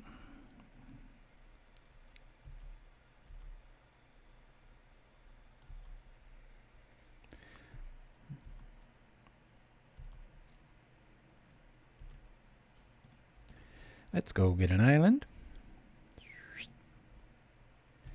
And let's throw down a dude. Haven't seen really any defensive cards as far as like a journey or prismatic. Especially with fog effects and stuff. I think you are almost forced to go that route. However, I think like a Savannah Lions or the Elite Vanguard, something to be said for that in these kind of swarm styles where you can just pretty much be like White Stompy, just come out just swinging. I think I'm going to block that Code Spell Cleric. Let's take him down. We're going to take 4, or we could take 2 and get rid of his best thing, and then he's hurting for mana. This deck looks really shy on lands. And our dude will survive. Let me double check the math there. That'll be did it? Yep. Block here. And we'll say mutagenic on this. A little out of sequence, but whatever. We could take 4, we could take 2 and get rid of kind of 1.5 of his things, considering that Bone Splitter is really costing some tempo. All right, step shows up. That's always White's way, right? Oh, almost feel bad for our opponent. That always happens. You put in steps so you don't get flooded, and it's always when you're screwed is the only time you see them. It's maddening. It's a bit tight game, depending on what they've got here. Could do the same logic with a defensive play on the Apostle's Blessing with the Kiln Fiend calling white. Oh boy. Next that, we're going to have to save that for that, because that gets around Temur Battle Rage a wee bit too easily. Hey, cool. I like free turns. Did I say free? Let's see what I mean here. Boop. Boy, it's going to be some fireworks soon. Not yet.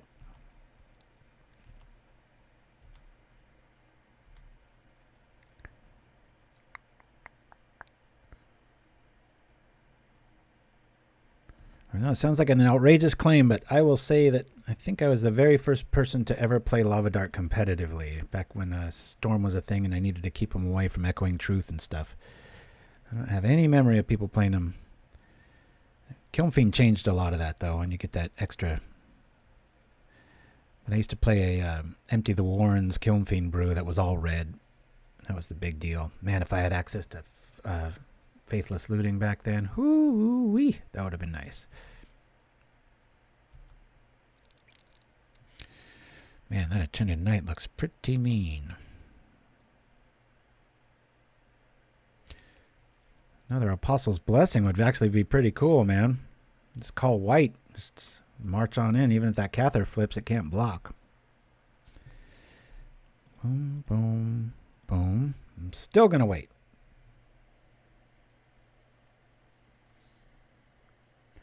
I think 2's scarier than 1. We'll hang out.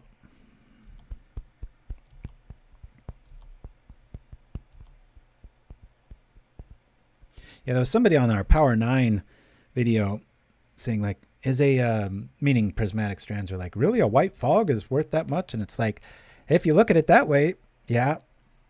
Prismatic, as we all know, when played right, it's a double-sided Wrath of God. Pretty nasty indeed. Wow, 6 is a lot.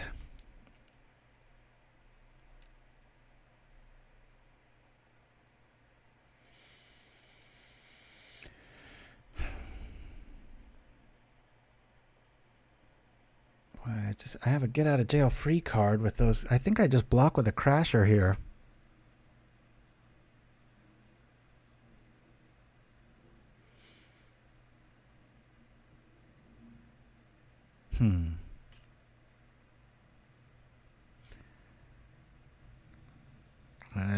Yeah, this is frustrating. It's a lot of damage. That body's not going to do anything on the upside. I'm gonna play this right now. We'll take 2. I'll call white. Just trying to buy turns here. Really want to find a ponder. Ooh, that's a lot of stacking. Say white.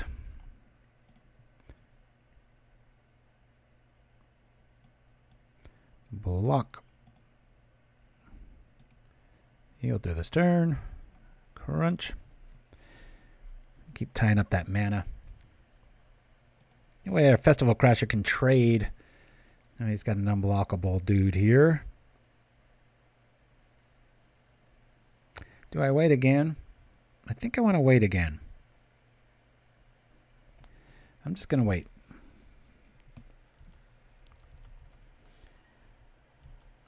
Yeah, it's a one-sided Wrath twice in one card. It's pretty nasty.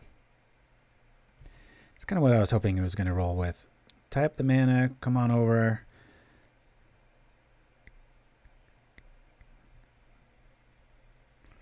I don't even know if it's worth... maybe we just take this, huh? Yeah, we'll trade with it. He might have a Skyfisher that can bring it back. Preserve the life. Yeah, the Mon 1 Rust, these are all valid options. It's just at some point you have to... when we played that like 2 weeks ago, a build like that, and we actually beat it in the first round, that same list that 5-0'd, there's a point when there's only 60 cards, so you've got to kind of start... I was trying to showcase Festival Crasher. Feeling pretty underwhelming, and I knew it would. I don't think it's going to make the cut. Well, take that back. He put it in like a mono red shell. I think there'll be enough there with like prowess triggers and stuff. We were talking about that earlier. Okay, oh boy, he's got prismatic math up now. This is when I want peak, right, guys? All right, I think this is the Alamo. Let's see what we can do. First of all, yield all these. Give her stack a little get out of jail card. Whatever the hell that means. I don't even know what I'm talking about. All right, Ponder shows up. I don't really like any of this, do I?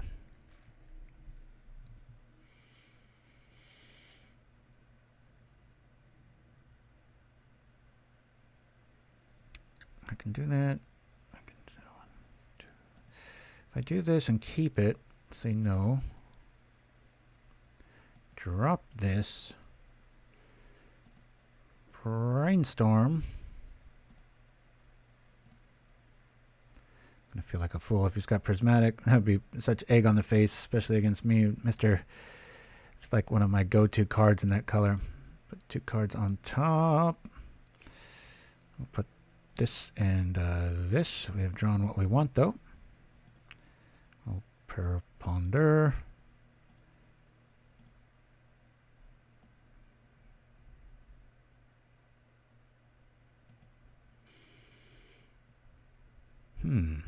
That's pretty good. Boop, boop, boop. Say no. Let's we'll bring out the big boys, the big sticks. Hey-ya!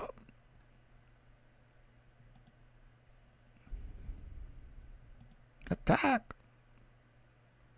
Whoa, watch. Prismatic scoop.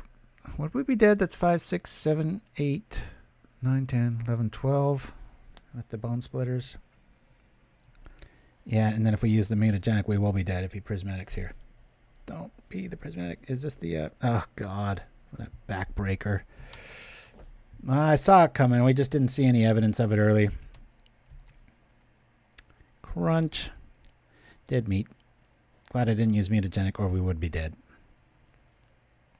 One-sided Wrath, you say? Yeah, this really blows. I can't even use mutagenic here.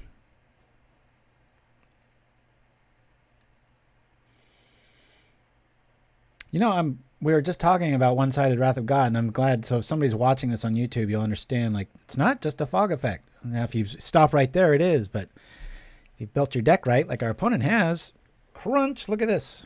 Double strike don't mean anything. All red has been avoided. There's no reason. We lose 2 creatures. We don't hit for anything, and we're almost dead next turn. If you think we can get cutesy with Mutagenic, look at the math. With Bone Splitter, we'll be dead. So we're having a bad day.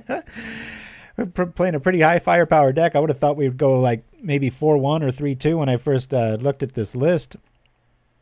Even going against like mono black and stuff. But yeah, we lost to mono black. We've had a lot of close losses, but it's a lot of fun. But I think it's kind of pointing to the wrong thing in the room, meaning just because a card's new doesn't mean you should play it. But sometimes I want to be the offender of that, right? I'm always the one kind of, I don't know, little curmudgeon, sort of like, yeah, it's not going to see play soon, and I'm usually right, and then it happens. But figured I'd be the problem, right? Or not the problem. I'd be what I usually complain about and be like, hey, let me give people what they want. A new set's out. Just a day or 2 ago it came out, so they're going to want to see new cards. Well, here it is, and yeah. 5, 8, 11. Yo. Back holds the Therabin Inspector. I don't know, we're fooling. We're not going to live here. We've seen it quite a bit. We've seen it enough. It's not making too many waves here. We can't even, yeah, he's just going to bum rush us here and we lose. We'll scoop here. Crunch, crunch. A lot of, there's been no 2-0 either way, loss or win, but we're feeling it, man. We're not feeling good. All right, Pauper Tim, I think it was you that had the, your deck there. I wanted to show you guys, we'll play one more. Hopefully we can win this one, right? Just challenge me when you're ready. So I can be going over. I'll show you where was the one that I came up with. If you're wondering why I have underscores here, I know Shirazman thought it gets a little over the top, but it makes the deck go to the top whenever you refresh the program and restart it. So if you have a favorite deck, just put a bunch of underscores. Actually, put one under it. When you have as many decks as I do, you get to where there's just too many things, and then something gets banned, and then there's stuff way down here that has underscores of where is it? Yeah, there'll be, where is it? These are, cards are missing or whatnot, but there's, yeah, I've even got stuff offline that's got like 5 or 6 things here, and it goes all through. So I've never put a count on. I think it's a few hundred, but all right, we'll try to play the festival and accept. It is the best Moto secret tip ever. Yeah. I almost have an efficiency sickness, my wife calls it, where if something can be done more efficiently, I'm always right there on the spot. But we kind of have a pretty hand here. I'm going to keep this. We're on the draw. We've got draw. We'll be all right. How do I know? Pretty good taste in land there. Feeling pretty good. All right. Can we just rip a Delver here? That'd be kind of nice. Well, with the wilds out, I think we'll lead off with a Ponder. See if we can get a Kiln Fiend action going on here, nice and fast. Ooh, all right, Lemon 1 Russ, showing some. It's so rare that we get those little emotes and such. I'm a bit new to that. I'll be honest. We don't need that or that or that. No.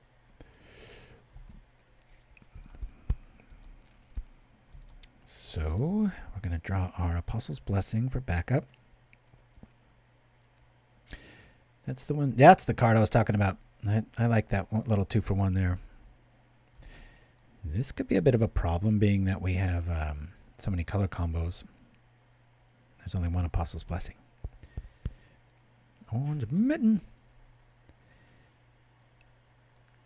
The orange. Oh, the orange. Where's the orange mitten? Oh, yeah. That's right. Old Schooler Supreme. All right. We'll drop this. And we'll wait on that. We do have a land coming next. But I want to do the old brainstorm trick and see if we can get that going through there. So Lemon One Russ, I'm so out of the loop as far as a lot of watching Twitch and stuff. I don't know if those are those pauper points or the 100s that you're doing. I'm totally apologies. It so rarely happens and it's catching my eye because there's movement. I'm like, what is that shiny object off to the side? I know it's a benefit of somehow, but I appreciate it regardless. Movement in the chat means my stream is going strong. Sometimes I can get a wee bit. Hey, there it is. Ransack the Lab. Love that card. Not played enough. Look at the top 3 cards of your library. Put one of them in your hand and the rest in your graveyard. Them's bits, deluxe. Bits are monies. Appreciate very much. I'm used to everything kind of having our propaganda swag on it. So, oh, a little Mer Servitor action going on, eh? All right, before we do anything, let's try to play appropriate magic. Well, we've got that. We've got 2 islands. I don't really need this. Or this, really. Right? Let's pitch this. Pitch it, I say. Yeah. Lemon One Russ with the love. Thank you so much. Thanks for finding us, too. It's so nice when people make that migration. We've got I think a very healthy YouTube audience and then a somewhat healthy, I don't know if I'd do this now. We'll play it out there. I think we're black-white. There's either a journey or an edict headed our way. We're a bit naked here. I think the correct play is to not do anything here. I think we wait till next turn. That blessing has to do something, right, guys? Okay. Put this and this on top. Yeah, I'll feel a lot better. At least we can live through one sequence of damage, right? Making it rain for sure. But yeah, it's nice when people make the migration. Like you, for example, probably watched on YouTube and then finally remembered, hey, it's Saturday. Let's see if they're live. So it's nice to have that happen. And the reverse, too. Sometimes people miss it on Twitch and they kind of have their day set up. I'm not of that ilk. I am so even when Little Fight's streaming something I like, it can only last for a little bit and then I'm like, is it going to kill that or should I just snap it? I think we'll save our snap shenanigans for something else.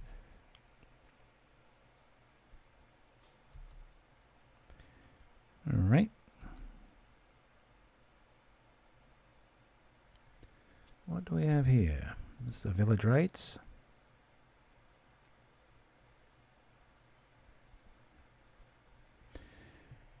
Oh, we have to discard cards, eh?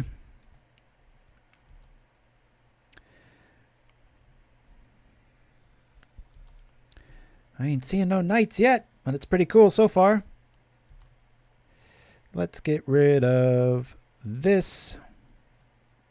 Don't think Snap's really going to do too much here. It is a free spell, though. Let's get rid of Battle Rage. I've already got one. That's got to be intimidating, right? You see a Battle Rage drop.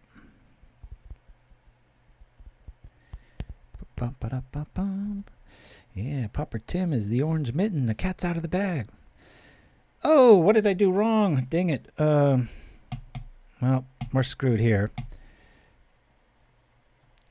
I forgot I put the wilds on top and not the other one. That's a bad play there. If he's got Journey, this game's over. Punt number 1 or maybe 1.5. I'm not keeping track. I'm just having a good old time here. Thanks for joining me, everybody. As is always the way, there's thousands of options in the universe of streaming. I'm glad you decided to stay with me. Alrighty, what are we doing here? That's a very... Well, never mind. I was going to say that was a very smart attack, but... I'd come at me with a Servitor, 2 squirrels...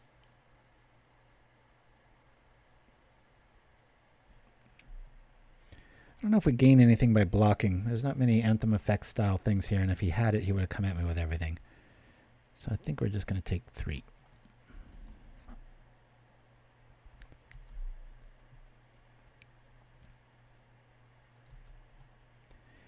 Bum, ba, bum, bum, bum. All right. We know another island's coming, so we might as well just stop that from being a dead draw. Draw our own. Do this. And here we go.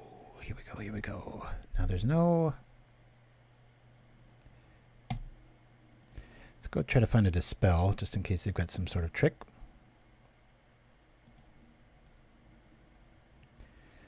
All right. Well, that's pretty, isn't it? Do that.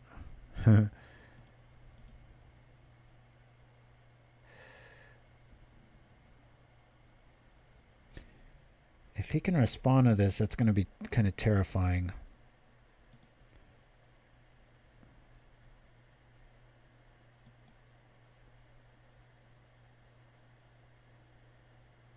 Yeah, they have a sacrificial effect here. This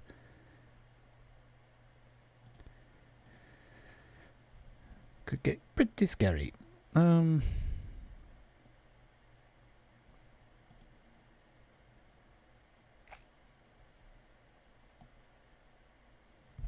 No.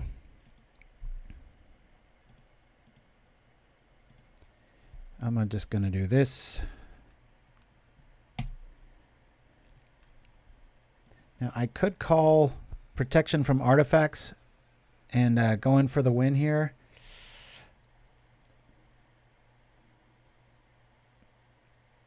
But I'm going to hope he's got a trick and I can respond and still win.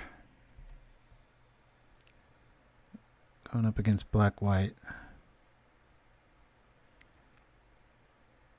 Okay. Do I pull the trigger now? Yeah, let's try it. Let's go for the win. I'll say black. Ah, shoot. Does he got me?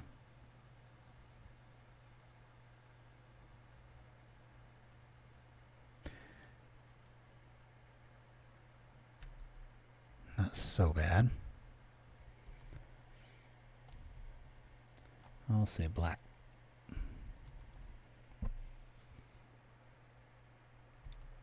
Pull up.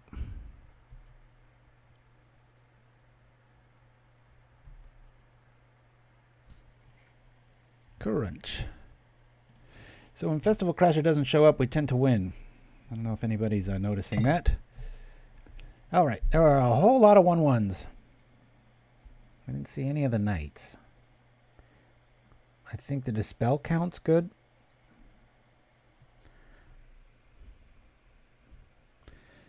These are, I like these for defense, and that's the problem. This isn't a defensive deck. And I understand, like in another, like kind of an all-in style red deck, this will pay dividends, and it will be a very good card. Not great, but very good. In the blue-red shell, there's just so much firepower to deal with. It's definitely playing second fiddle. But against a lot of weenies and such, I do like him as a kind of a, almost like a red Augur of Bolus. That makes any sense. You know what? I'm going to lose one of these. I'm going to bring in our land destruction package. I got a spidey sense that two-color deck, trying to get that knight on board. I got a weird feeling it's going to pay some dividends. Should add a stream Pauper Classic Tuesday option for channel points. Oh, how do you mean, Dreamer Stingo? My boy has been wanting to host again, so in the next few weeks, might be a new version of me with hair, a lot younger and better looking. I gotta be kind of a helicopter parent with all my my little studio setup here. He can play, but hey, it's a grits, it's a grizz. Let's mulligan this. Boop. Hey, back at you. Good to hear from you. All right, we'll keep this. We'll throw back one of these and hope for the best.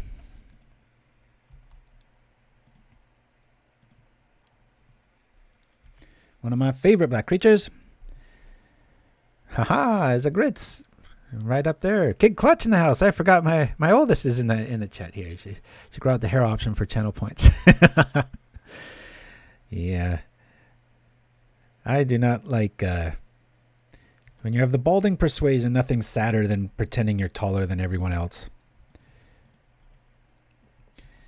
My boy Kid Clutch in the chat. He plays some Magic, prefers slivers when it comes to Pauper. Doesn't have nearly the experience of Aaron, who everybody knows as Sapphire, but we'll probably be hosting pretty soon.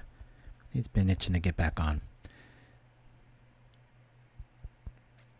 Thank you for that, Isagriz. Yeah, we're getting a lot of love today. A lot of crossover from YouTube coming on over to see us live. I wish we were playing a little bit better, but hey, we're trying out the new card. With a very old classic deck being... okay, now, let's get a... Well, no, I don't want a mountain, do I? We want that Delver to flip. Let's see what we're going to... Let's force it to work, eh? Brainstorm. Okay. And let's just show it some... stuff that isn't... I like to reveal stuff that isn't going to really help our opponent. That shouldn't be too big of a surprise. Yep. Mutagenic's not that scary against non-red and black decks. Well, this is black, but you know what I mean. Whereas Snap is a little bit meaner. Okay. We really want to find a mountain, and then we'll be smooth sailing. Oh, PC Team. Yeah, Dreamer Stingo. I've had the most frustrating 3 weeks. I've been playing nothing off to the side. Oh, there it is. He's going to hate us. We're just going to snap it. Been playing so much of my Black Sack, and it's winning like crazy. And then I go in Pauper Classic Tuesdays, and I'll have like a 2-1 loss, 2-1 loss. Just like I'll get screwed and then flooded. You know the drill. Doesn't happen all week. 3 weeks in a row on every Tuesday, and I'm all fired up to play and ready for a long night, and nope. All right, let's brainstorm again. I think we might just want to run into that with Mutagenic, right?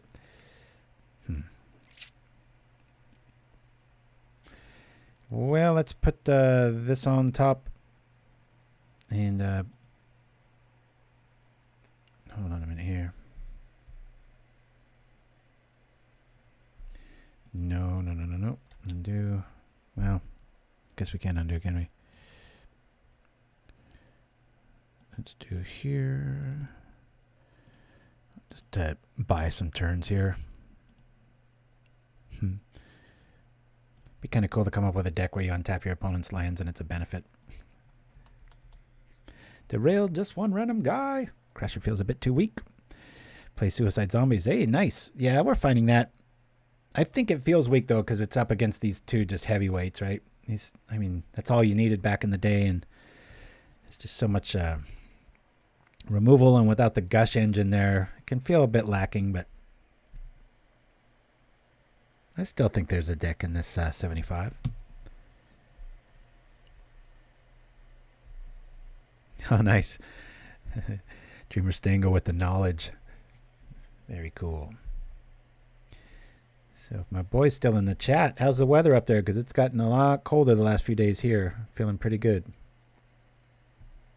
I'm going to feel like a jackass. Damn Mutagenic. Brainstorm won't let you undo a misclick like that. So, oh well. We got a mountain. We got this shored up, folks. Rub it in. This makes for a pretty easy attack. I guess I wasn't a fool.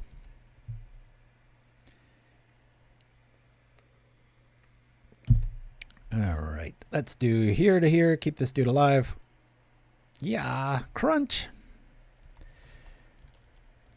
We take 2. I'll get rid of the Breathless Knight. I should have reread that. So, Breathless Knight. Whenever it or another creature comes into play from the battlefield, it gets a +1/1. Woo! And there we go. It gets its little benefit. This is the way. Oh, Boba Fett, or Mandalorian, I should say, reference.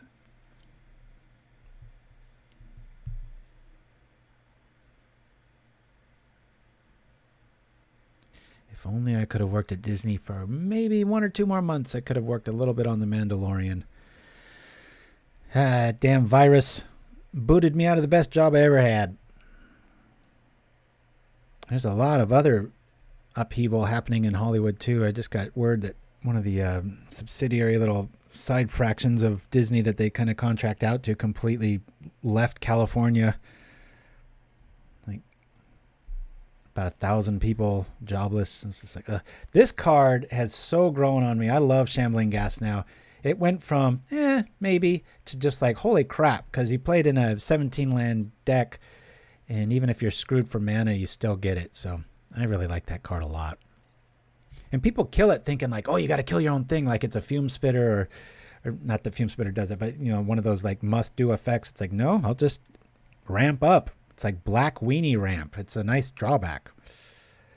All right. Well, Breathless Night doesn't have a flashback. It'll be on mute point if we do that. Come on.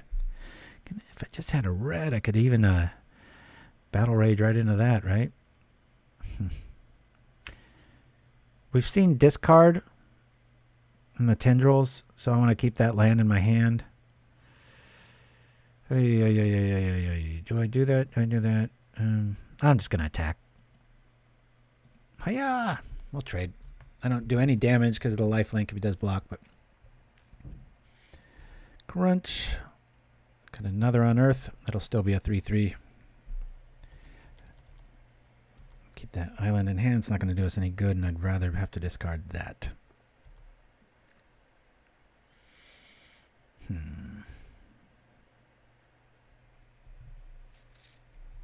I like the Tastin' Swamps. Those are pretty nice. Old school. Ah, there it is again. Now, if I made my own Power 9, as far as like being very biased and not, you know, if it was just note to self, like, hey, I'm going to be in a, I don't know, heaven forbid, a coma or something, and I'm going to come back in 6 years and I'm going to lose all knowledge of Magic, then I would make my own Power 9. And I do believe Unearth would probably be in the top 10. It's a great card. I remember, oh gosh, what was his name? Something Anime. Doc Anime. He was one of the oldest Pauper writers when it first started. Got me into writing and technically got him to think for a few like propaganda-isms, but he had a really, when Unearth came out, I remember he made a list that, you know, it was all 4 of those, and it was pretty much a Dimir package with the Seagate Oracles, Chittering Rats, you know, all the 3 drops and stuff. And boy, played that, made a few hundred ticks with that list. Given that metagame, it was just brutal, just being able to just keep bringing those back. And it cycles. Such a good card. Oh, yo, no. I guess we have to block. He's doing my own logic on me, right? Oh, thanks for putting the clock so gigantic. Now I can just kind of chill out here. I've got a half hour. Look at this. Just start painting the ceiling. All right. Yeah, and we're just going to take this. That's 5. I love the conundrum here. You can't block the gas because it'll trade with the Delver. And if you kill the Scorpion, you end up taking more. And then they go up more. And we have been marooned for a mountain. Come on, mountain. Ponder will help. Let's go. Problem is we can't take much more. Oh, boy. Hey, remember when I thought that Wildfire would be a good call? Yeah, note to self. Don't do that. Yeah, I want to shovel. Come on, get lucky. Ugh. I don't think we can win here, guys.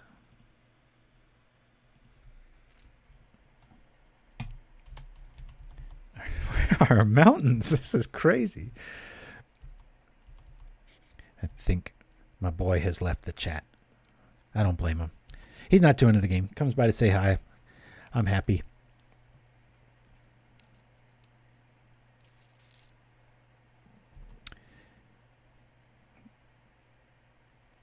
The oldest is a strange sort. He had his room is either immaculate, where it looks like he almost has OCD and it's just perfectly clean, or it's just looks like a tornado. And unfortunately, the last about year plus, it's been a tornado, but COVID's a lot to blame for that. So But since he's been gone, I've slowly cleaned up as we've gone through, so it looks civilized again. Not that I'm really a neat freak. I guess that's just a moving scale, right? A lot of people, maybe. Hey, is that it? Let's see. That's 7. If he can kill the scorpion, I'm dead after a combat here. Supernatural stamina. It's a nice call to the knight. I do believe that triggers the knight. Yep, we're dead. All right. Well, just like the day's been going, we are... there's never a 2-0 or an 0-2. It's all these close ones. So,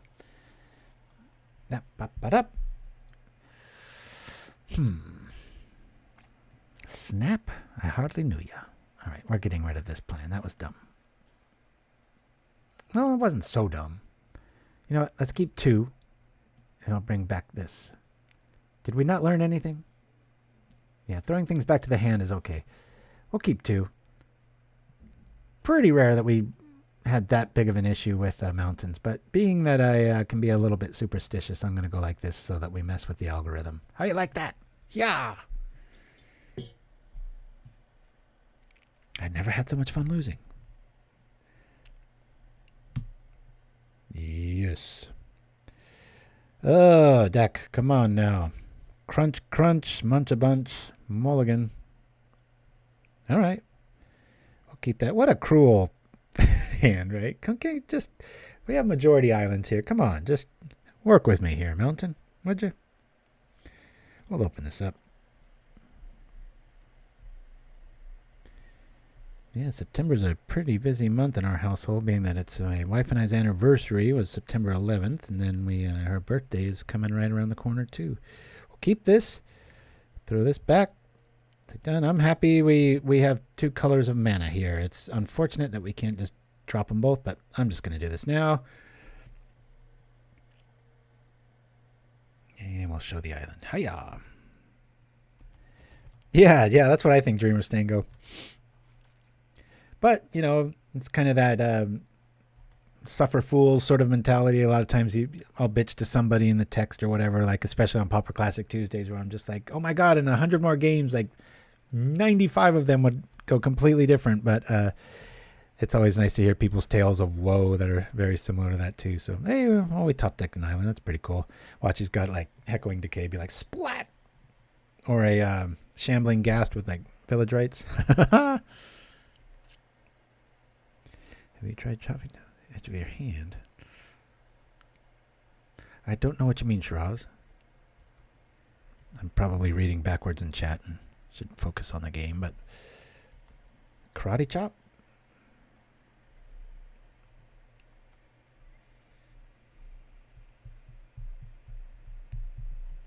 Got this cool blues song on my mind, man. What's that guy's name? Something King.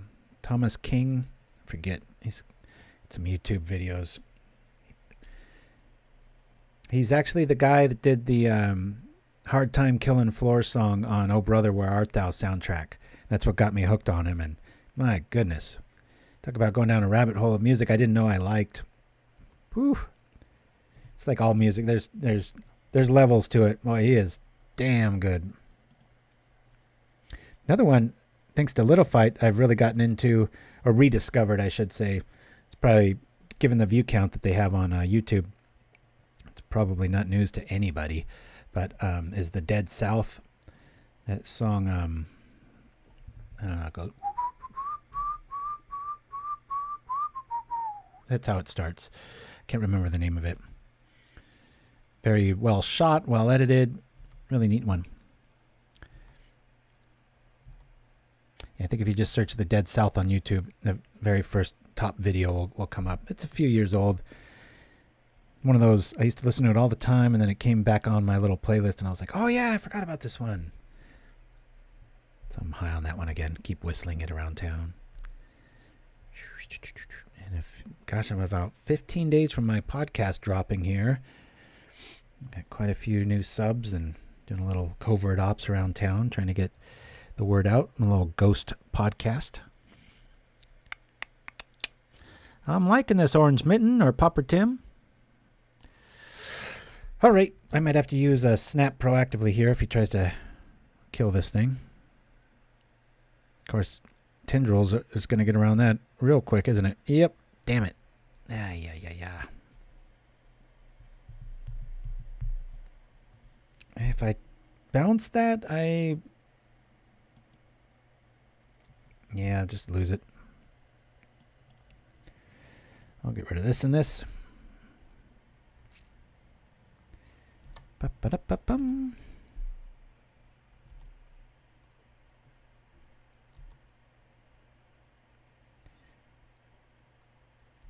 Come on, flip. Nope. Man, oh man, Delver's not liking us. This deck's not liking us the last few bits.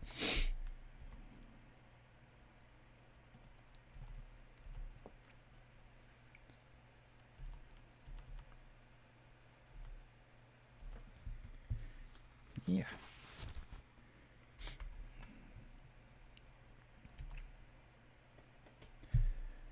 Can we get there?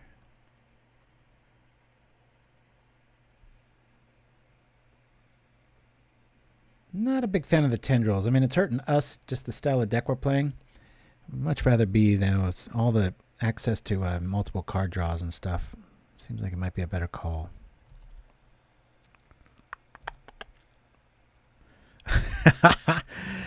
Ira Grizz, thank you for that support.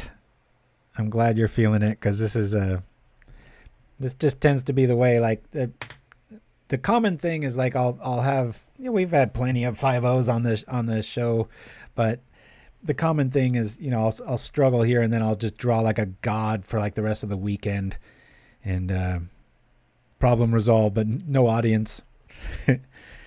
And when Pauper Classic Tuesdays or a feed shows up, that's when the issues begin, right? Yes. Okay, we like this. We like this a lot. Outside of a snuff out, we're feeling pretty good here. Let's do this. Pull this up. I guess we can just wait on that, right? Ooh, that feels really good.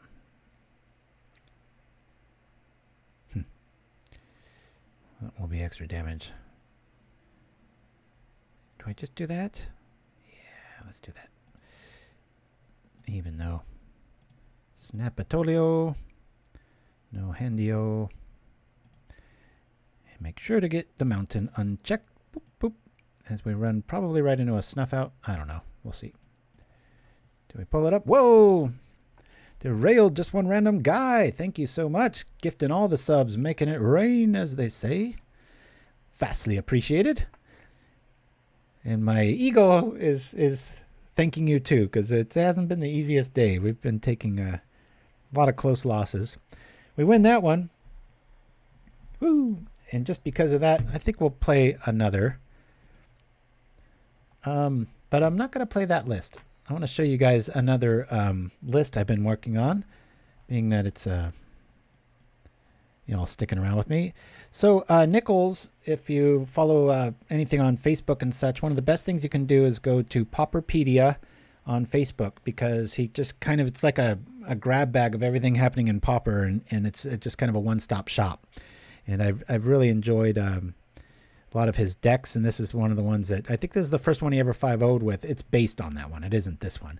So this one I really like. It's got 17 basics. You can see the curve stops at 2, but this is the big thing that really kind of the aha moment, right? So we've got the Cartouche Deathblade, sort of like a heroic build, but then with this involved, it acts like these three really play together well. No brainer with the Journey, Skyfisher, get this back and such. And we've got these guys to turn on our War Falcons. And hey, there's my favorite card again, Mutagenic Growth. We've got 4 Inspectors, and I'm trying out all 4 of these veterans. So that's why I'm going to show you guys just one game here, and then 3 Doom Travelers.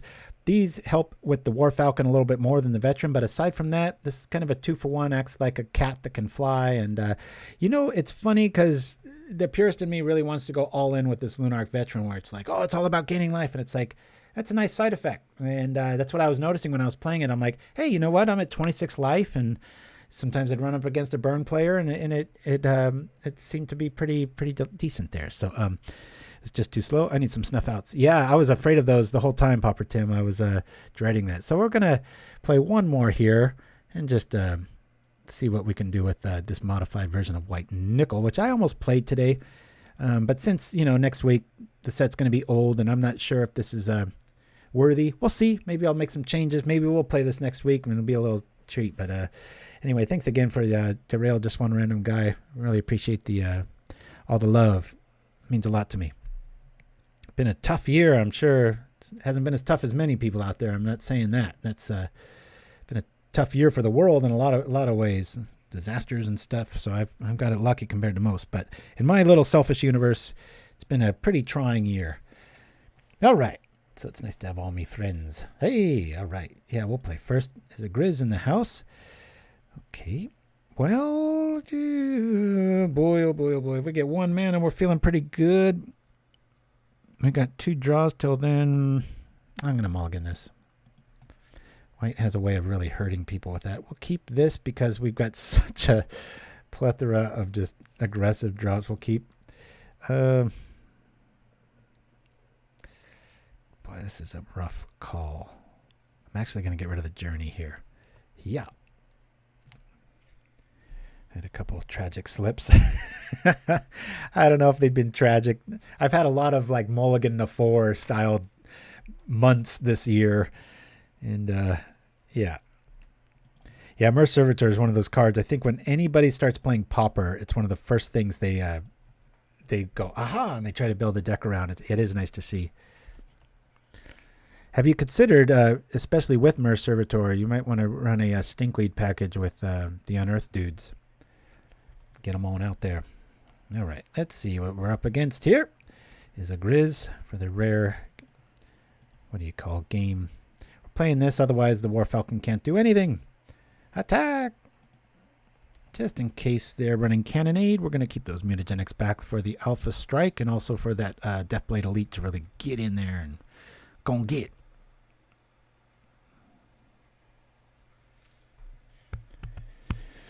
Hiya. Oh, you meant the deck. I mean the card.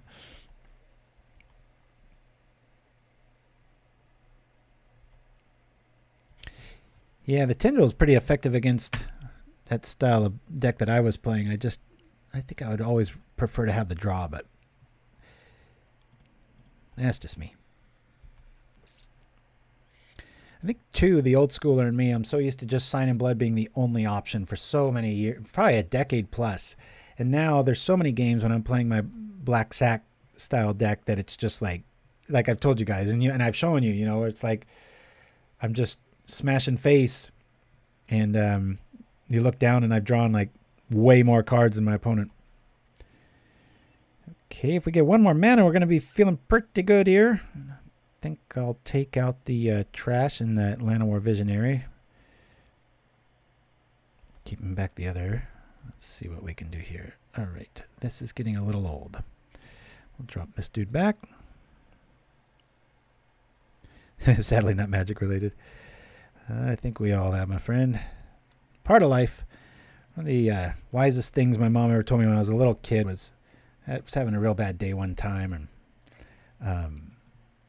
and at the time, it's the last thing you want to hear. But she was like, you know what? You got to have the bad to appreciate the good. There's a lot of truth to that.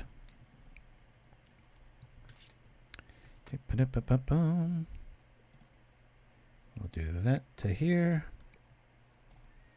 Just taking that down.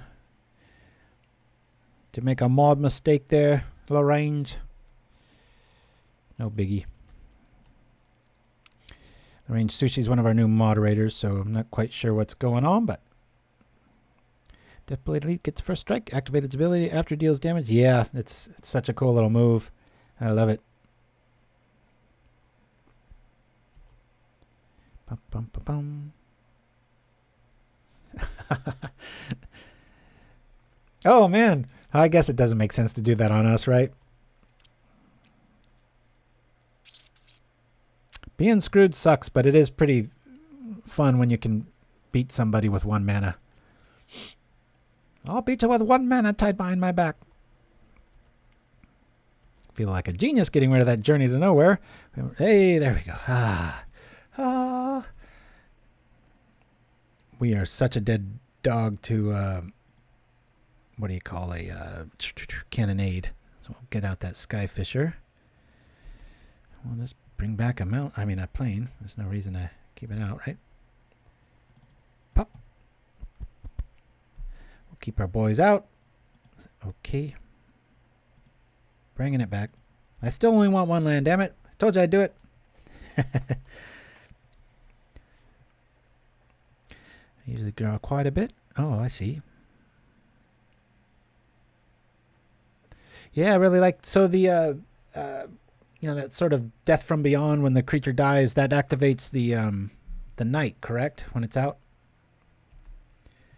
Sometimes Cleansing Wildfire decks, as flexible as they are, they can take a bit of a backseat to super aggro. That's why they usually run the Cannonade, but we're not seeing it yet. I think I let this go. The only thing I'm worried about here is suffocating fumes. Which I guess we could keep something alive. Alright. I probably got suffocating fumes here. Oh, okay. I guess they don't. Boop. Well, still looks like we won with one land, even though we know I didn't. Alrighty. I'm not quite sure what we're up against, but it's big, fat, and mean. Journeys didn't really seem to be that... I'll take two of these out. I'm sure I'm going to regret that when a big old fat dinosaur shows up, and yeah, I'll only take one out. I'm going to get rid of this. This. What am I doing? I'll put this back in. Let me bring in the red bears. I like these dudes. Making things protected from red. I'm pretty sure we're going to be seeing quite a bit of red. We already saw Galvanic Blast. We'll see. Hopefully we see the Lunarch Veteran. I mean, it's the only reason I'm playing this list for Ego Band-Aid, right? This isn't that good of a hand, darn it. We're on the draw. We've got the Drill Master. He's so cool with Skyfisher and company, but now we're flooded. Where's our one drops, right? God, if we had the dude. I'm going to mulligan this. It's too slow of a start. Oh, come on, deck. Jeez, what is going on here? Fine. Just wants me to have a lot of lands and these two creatures, I guess. I swear there's a ghost in the machine. The probability of some of these draws we've had to do is ridiculous. So Cavalry Drill Master is like a 2-for-1 card. It's like white has haste if you look really carefully at it. I mean, the 2 bonus on Cavalry Drill Master is so impressive. And then it gives it first strike. It's like, good grief.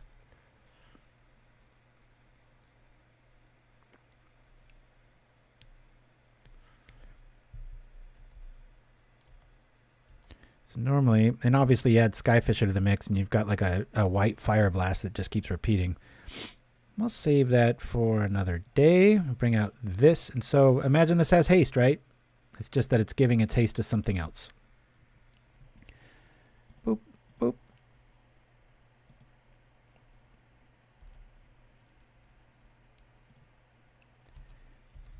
Gotta live in fear of Cannonade.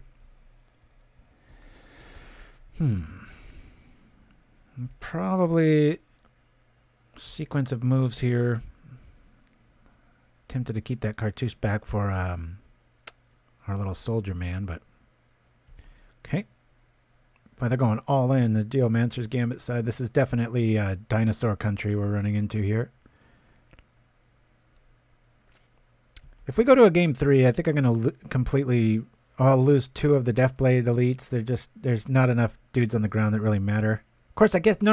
You can run into it and save your Skyfishers because of their dinosaurs with reach. Nix that.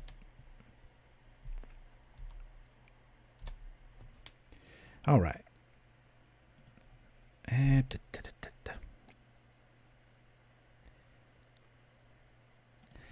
I'm just going to get maximum value out of this.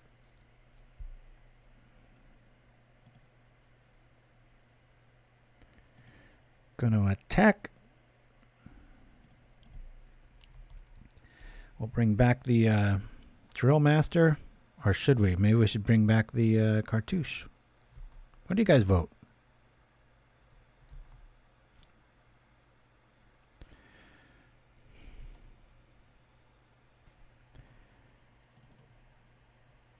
Boom, boom, boom. Regardless, it's 2.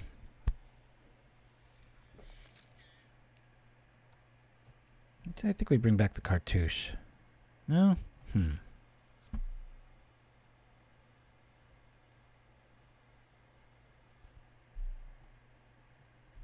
bring back the cartouche. I was playing Temur version of this deck. Says Cooper the Red. No brains. The idea was to brainstorm, backboarding party, and cast Annoyed Altasaur. Huh. That was another deck I almost played today, but I couldn't. Just except for that new red dude that brings stuff back, I figured you could cascade into it. The red Archaeomancer guy. Felt pretty cool. And I don't know what the deal is. Any of you other streamers, for about 2 months now, the uploads have taken exponentially longer. Well, it's a bit of an exaggeration. Instead of 2 or 3 hours, it's like 5 or 6. And I don't like to put out blah quality. So you YouTubers that are wondering, like, hey, why are if you're chomping at the bit to see the latest show, which I hope you are, I doubt anybody is, that's why. Used to be like 2 or 3 my time in the afternoon. I was ready, boop, upload, all set, HD and everything. Now it's like 5 or 6. Okay, I think we just steamroll here, right? Ooh, there we go. Pull this off.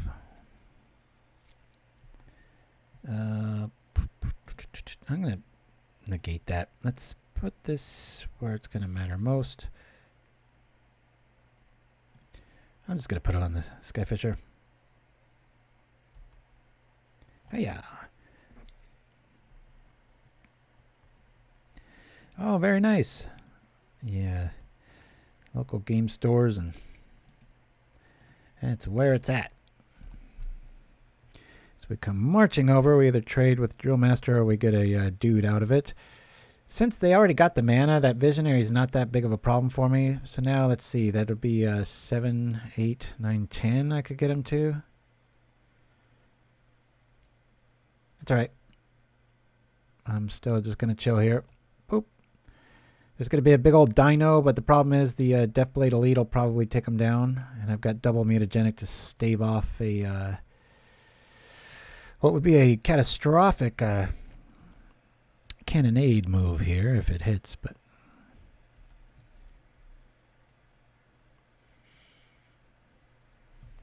I think the cooler temperatures like making me like streaming more. That's why I'm going a little long on today's show. There it is.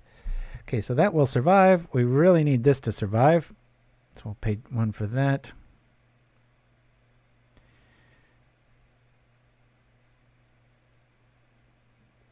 Do I let everybody else die? I don't know if this guy's really worth all of that.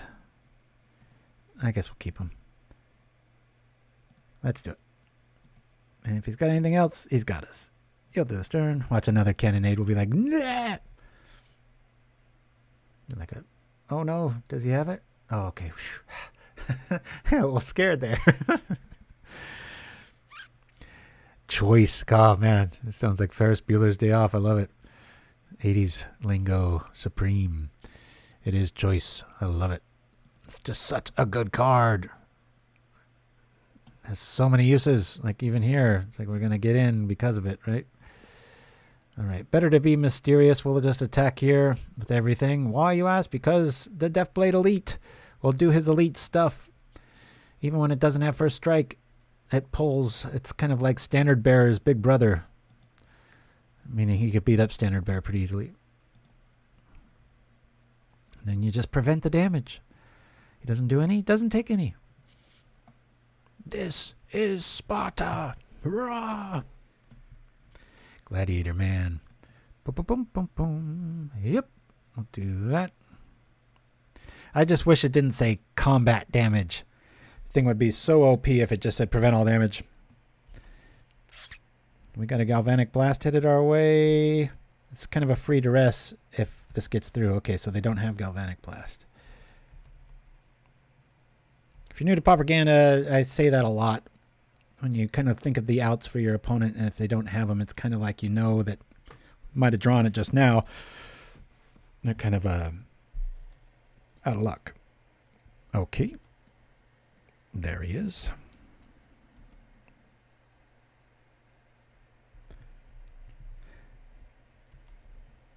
I always like Shinnin of Life's Roar and Taunting Elf, those kind of effects where it's just like, you got to do this. There's even that one that targets a land. It's a green instant for 1 and a green. It makes it a 4/4 that has to be blocked. I always thought that would see a little bit of play, but boy, I was totally wrong on that one. All right. I can just attack here. Yeah, I'm just going to attack.